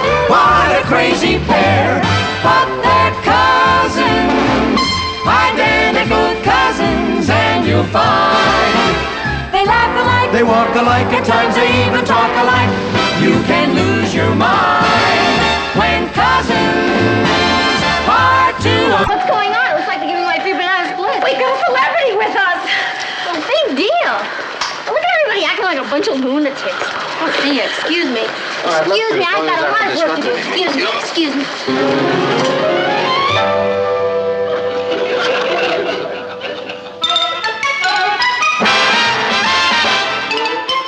Meet Kathy, who's lived most everywhere, from Zanzibar to Berkeley Square. But Patty's only seen the sights a girl can see from Brooklyn Heights. What a crazy pair, but they're cousins, identical cousins all the way. One pair of matching bookends, different as night and day. Where Kathy adores a minuet, the ballet russe, and crepe Suzette. Our Patty loves to rock and roll, a hot dog makes her lose control.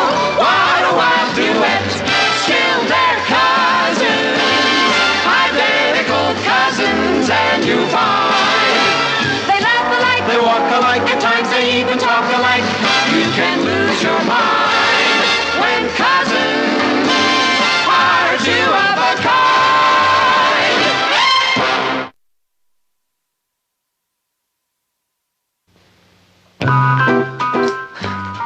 You know, the old school hasn't changed at all.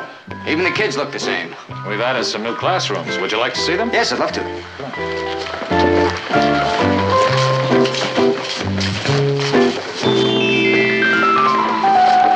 Patty, I thought you had a math class. Who wants to go to a math class when she can look at Sal Mineo? Richard, did you see him? I saw him. Oh, did you ever see anything so dreamy? I wonder what he's doing here anyway. He used to go to school here. You're kidding. No wonder they call it the hallowed halls of Brooklyn Heights High. Patty, will you please get that look off your face? Richard, he's a big star. I could get discovered. You mean found out? I'll bet you he's come here to find new talent at his old high school. Of course. He wants to make somebody a big Hollywood movie star. Why not me? He's here because he's going to star in a new television series. He plays a school teacher, and they're going to shoot some background stuff. I knew it. It's fate. What's fate? They're going to need somebody to show them around school. Somebody who knows all the ropes. Somebody who can make life pleasant and easy for them. And guess who that someone is going to be?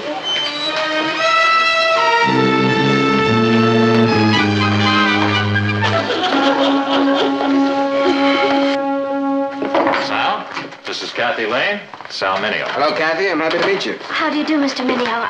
I've enjoyed your pictures and plays. Well, thank you. I've heard a lot about you from Mr. Layton. I thought it'd be a good idea if I assigned someone to show Mr. Mineo around the school. Would you like to take on the job, Kathy? Yes, I'd love to. And I promise I won't be a nuisance. I'll bet there are thousands of girls who'd like to be in your shoes, Kathy. I can think of one.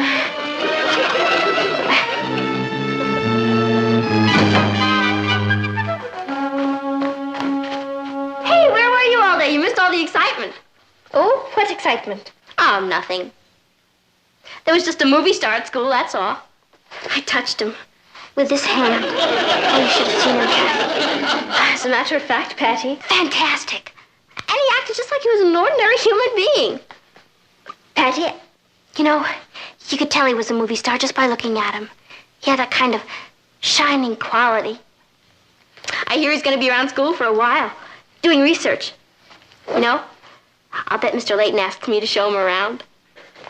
Oh, hi, group. Hello, Patty. Did you know there was a movie star at school today? Oh, yeah, Kathy mentioned it. Isn't it nice that Mr. Layton asked Kathy to show him around?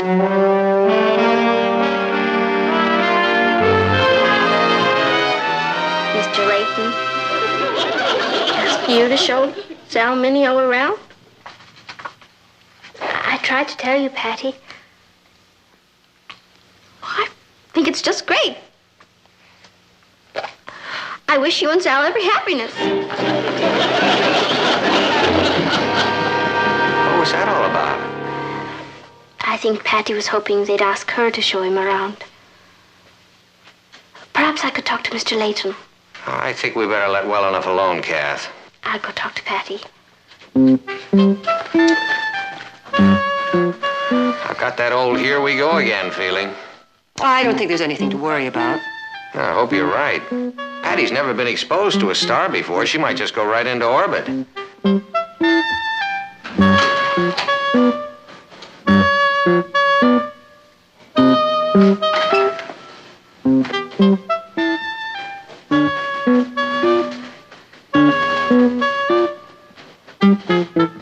Are you all right, Patty?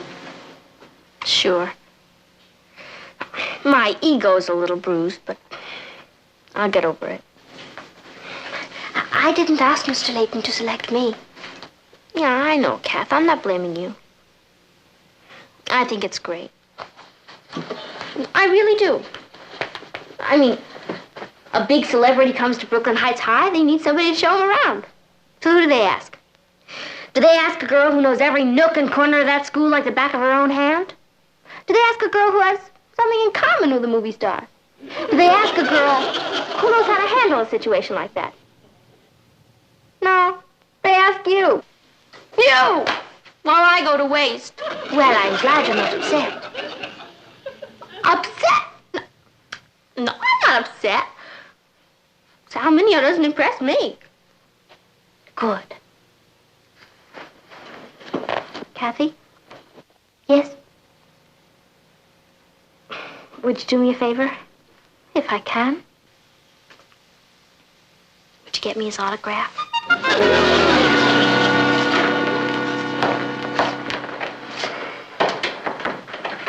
Oh, boy, this room really brings back a lot of memories. Does it? Oh, yeah. You know, a lot of this is new. Oh, yes, we pride ourselves on being a very modern high school. Well, I bet there are a couple of things that haven't changed. Like, what's the new hangout? Hangout? Yeah, where'd all the kids go after school? Oh, there's a place around the corner called the Shake Shop. Well, I'd like to see it. And I'll tell you what, after school, I'll buy you a soda, huh? Oh, I'd like that very I'm afraid I have another engagement. But, I think I know someone that I might be able to persuade to go with you.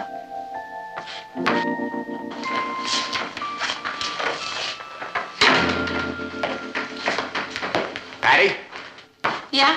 can I talk to you for a moment? Could you make it a little later, please? I'm up to my... Hi, I'm Sal Mineo. Yeah, I know.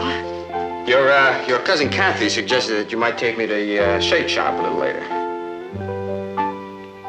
My cousin Kathy suggested that? My darling cousin Kathy? The greatest girl who ever lived? Well, of course, if you're busy, I can... Busy? You mean this? Oh, this is just my hobby. My real career is, show business. Ah, I see. I knew you would. May I call you Mr. Mineo? Oh, no. You may call me Sal. Sal? Sal. Oh. My grandchildren will never believe this. Yeah, look, Patty, before you have your grandchildren, could we have that soda? A lot of people say that I have a natural talent. You should do some of my imitations. And I can play the tuba, and I do great Hungarian accent. All at the same time? Well, we're getting kind of carried away. No, look, it's great to be enthusiastic about it. It's wonderful. But in order to be a good actor, and I mean a really good actor, takes a lot of training and a lot of hard work. Yeah, but it's all worth it, though, isn't it? Oh, look, Patty, if I told you that I didn't enjoy all of it, I'd be a liar. Sure, it's wonderful. But the only problem is that sometimes it's very difficult to have any privacy, you know? Oh. Yeah, I bet it is. Although nobody's bothering you around here. Yeah, but you see, they don't expect me to be in a place like this. I mean, that's why nobody's recognized me. But if, like, one person recognizes me, then, it all sort of happens. Oh, really? Hi, Gloria. Oh, hi, Patty. I was, just saying to Sal here that, Sal,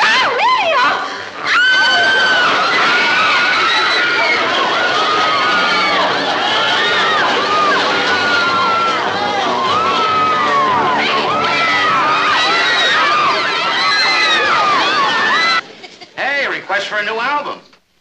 Personal appearances. Chicago, Detroit, Paris. Paris? I don't even speak French. I don't think it's your voice they're interested in. Oh, here's a wild one. They want to know if you'll do a show at Brooklyn Heights High. Hey, wait a minute. Let me look at it. They'd like me to appear in a review sketch. The nerve of them kids. Hey, let's do it. Are you kidding? You haven't got time. We'll cancel one of the personal appearances. Colin, you don't know what these kids are like. They've been great. I'd like to do something for them. Buy them a new school. Aside from that, come on, tell them we'll do it. Actors.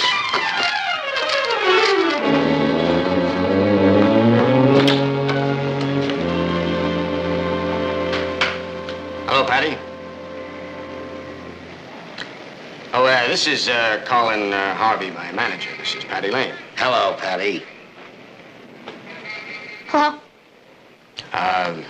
May we come in? Oh, yeah, sure. Right there, hello.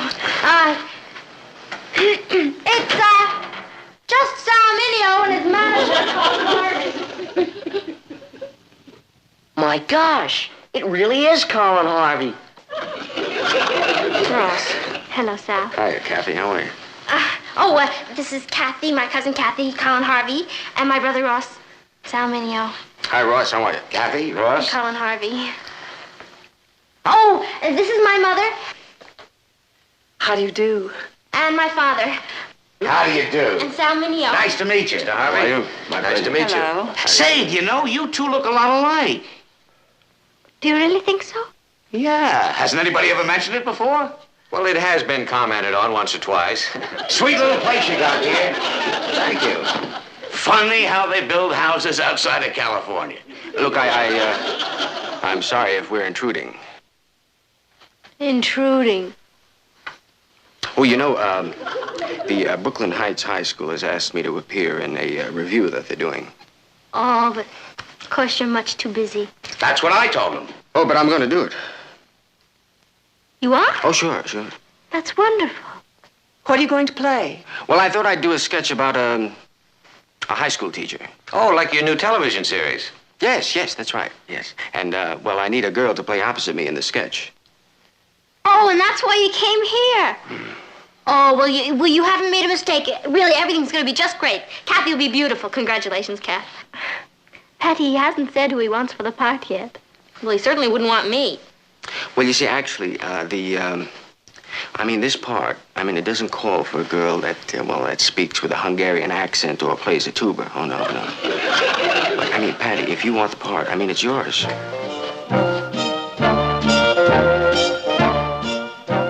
Did you hear that?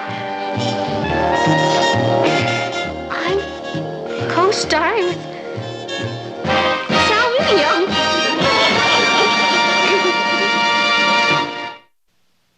Mr. Gregory, I have a problem. Mr. Gregory, I have a problem.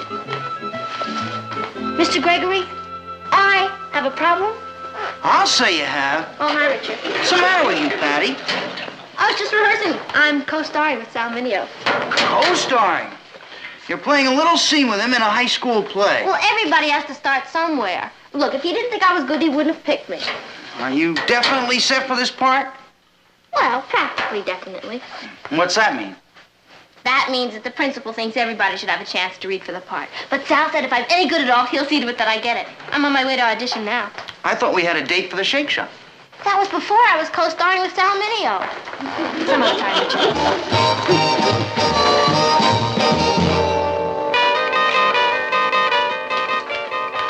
Hello, Richard. Hello, Kathy. Is anything wrong? Yeah. Sarah Bernhardt's off again. Oh, I wouldn't worry about it. It's only for one performance. If Patty gets that part, she's going to be impossible. Well, perhaps she won't get it. What do you mean? Do you remember what happened the last time she tried out for a school play? Sure. She froze up and... She froze up. She froze up? That's why I came to you, Mr. Gregory. Because you're so gentle and kind and wise. Now that I've seen you, I think I know what to do. Thank you. Goodbye. How did I do? Oh, you were very good, Gloria. We'll let you know. Well, goodbye. Goodbye. Thank you. Who's next? Patty Lane. Patty Lane! Here I Hi, Patty. Hey, now look. Look, I want you to be as relaxed as you possibly can, okay? Oh, yeah, I'm not nervous. I feel great. Are you sure? Yeah, I never felt better in my life. Let's try it. We start the scene with Mr. Minio seated at the desk. You come in to see him. You're very nervous. Oh, no, I'm not. I really feel great. I meant you're nervous in the scene. Oh, yeah, I'm nervous in the scene. Let's try it.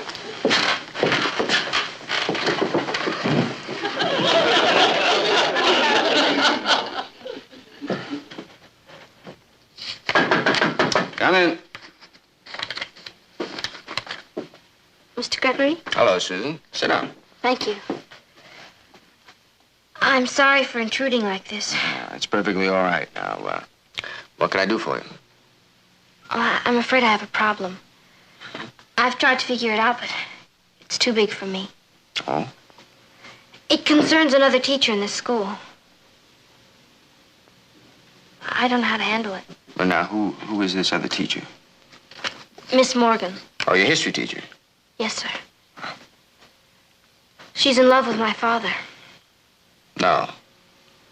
I saw them together last night. She knows that I know she loves him. And now I have to face her.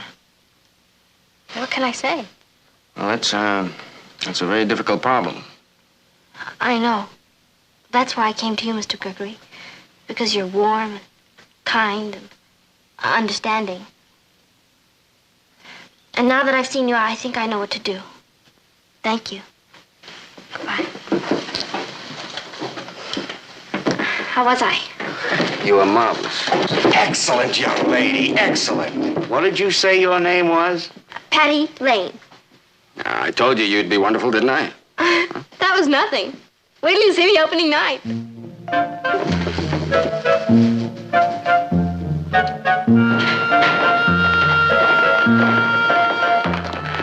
Hi there. Good morning. Good morning. We need help. What's your problem? Well, the problem is, well, how do you compete with a celebrity? I don't think you have to compete with anyone, Richard. You're wrong, Mrs. Lane. Ever since Patty met Sal Minio, you'd think I was nothing. I mean, he's a famous actor, he's rich, and he's handsome, and... You want to know what she sees in him? Oh, no, sir. I know what Patty sees in him. What I want to know is what he sees in her. I imagine it's the same thing you do. No, it isn't that. I mean, I understand Patty. Everyone thinks she's a crazy, kooky kid. But I know the real Patty. And underneath it all, she's a crazy, kooky kid. No, she's not, sir. She's a very sincere, warm girl. And she deserves everything she wants out of life. If she wants Sal Minio, I'm not going to stand in her way. Richard, did you come here to fight for her or give her up? I'm not sure. I want to do what's best for her. I think it would help if you made up your mind. Well, even if I decide to fight for her, what chance have I got? I mean, he's got everything, and I'm just a handsome, intelligent boy. You really want some advice? I'd sure appreciate it. Why don't you just sit tight? I have a notion the boy next door is going to win the girl. I hope you're right, sir. I sure hate unhappy endings. I'm more nervous than if I were going to a Broadway opening. Where's Sal Minio's co-star? Isn't she coming with us? Oh, she's already at school, Uncle Martin. Yeah, she's been there since yesterday. She is so excited about this. I saw her at a rehearsal. She was very good. I wish she'd make up her mind what she wants to be. She's driving me crazy. Well, let's go. We don't want to be late. Thank you.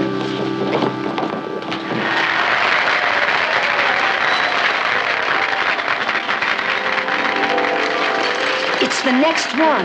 The high school teacher starring Sal Mineo and Patty Lane. She better be good. She's using my name.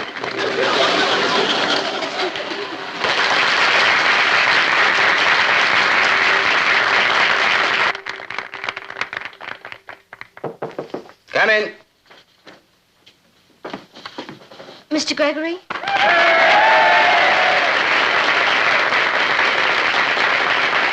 Hello, Susan. Sit down.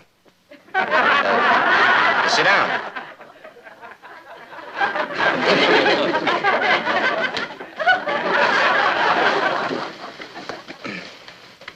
You're probably sorry to intrude like this. Yes. I'm probably sorry to intrude like this. Well, now, that's perfectly all right, Susan. Now, tell me, what can I do for you?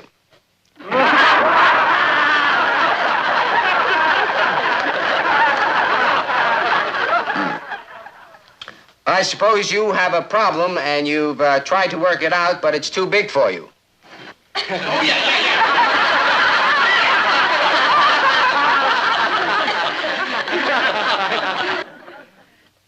Does it concern another teacher at the school? Anything you say.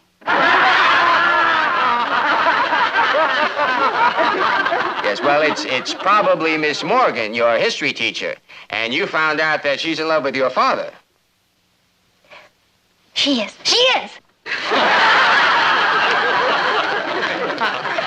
And so you've come to me because you don't know how to face her and because you don't know what to do about it. And it's a very, very big problem. And you've come to me because I'm gentle and kind and wise. And now that you have seen me, you know what you can do. Well, goodbye, Susan, and good luck. Goodbye, Susan. Goodbye, Susan.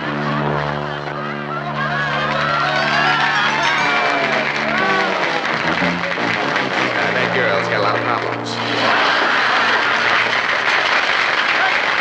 Well, she's done it again.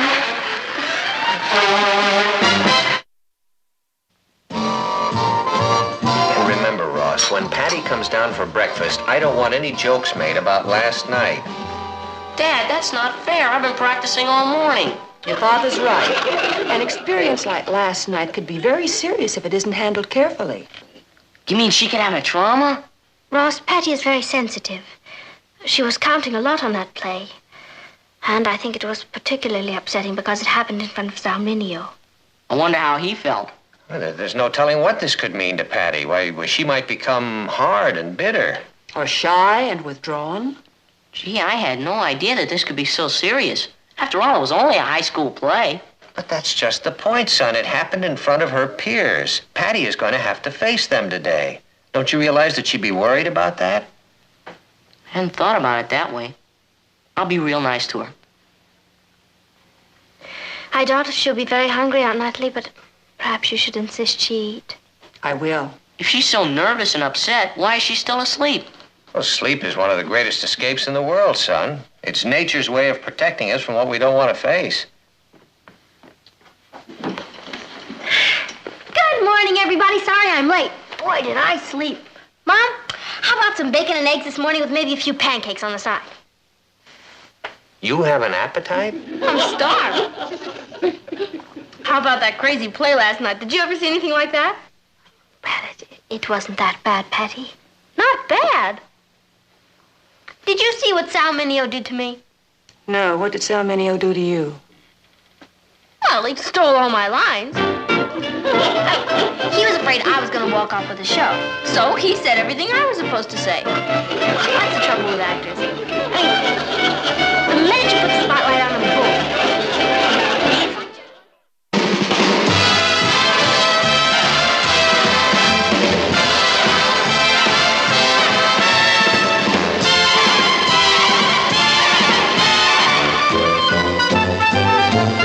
Here's Kathy, who's lived most everywhere, from Zanzibar to Berkeley Square. But Patty's only seen the sights a girl can see from Brooklyn Heights. What a crazy pair! But they're cousins, identical cousins, and you'll find they laugh alike, They walk alike, at times they even talk alike. You can lose your mind when cousins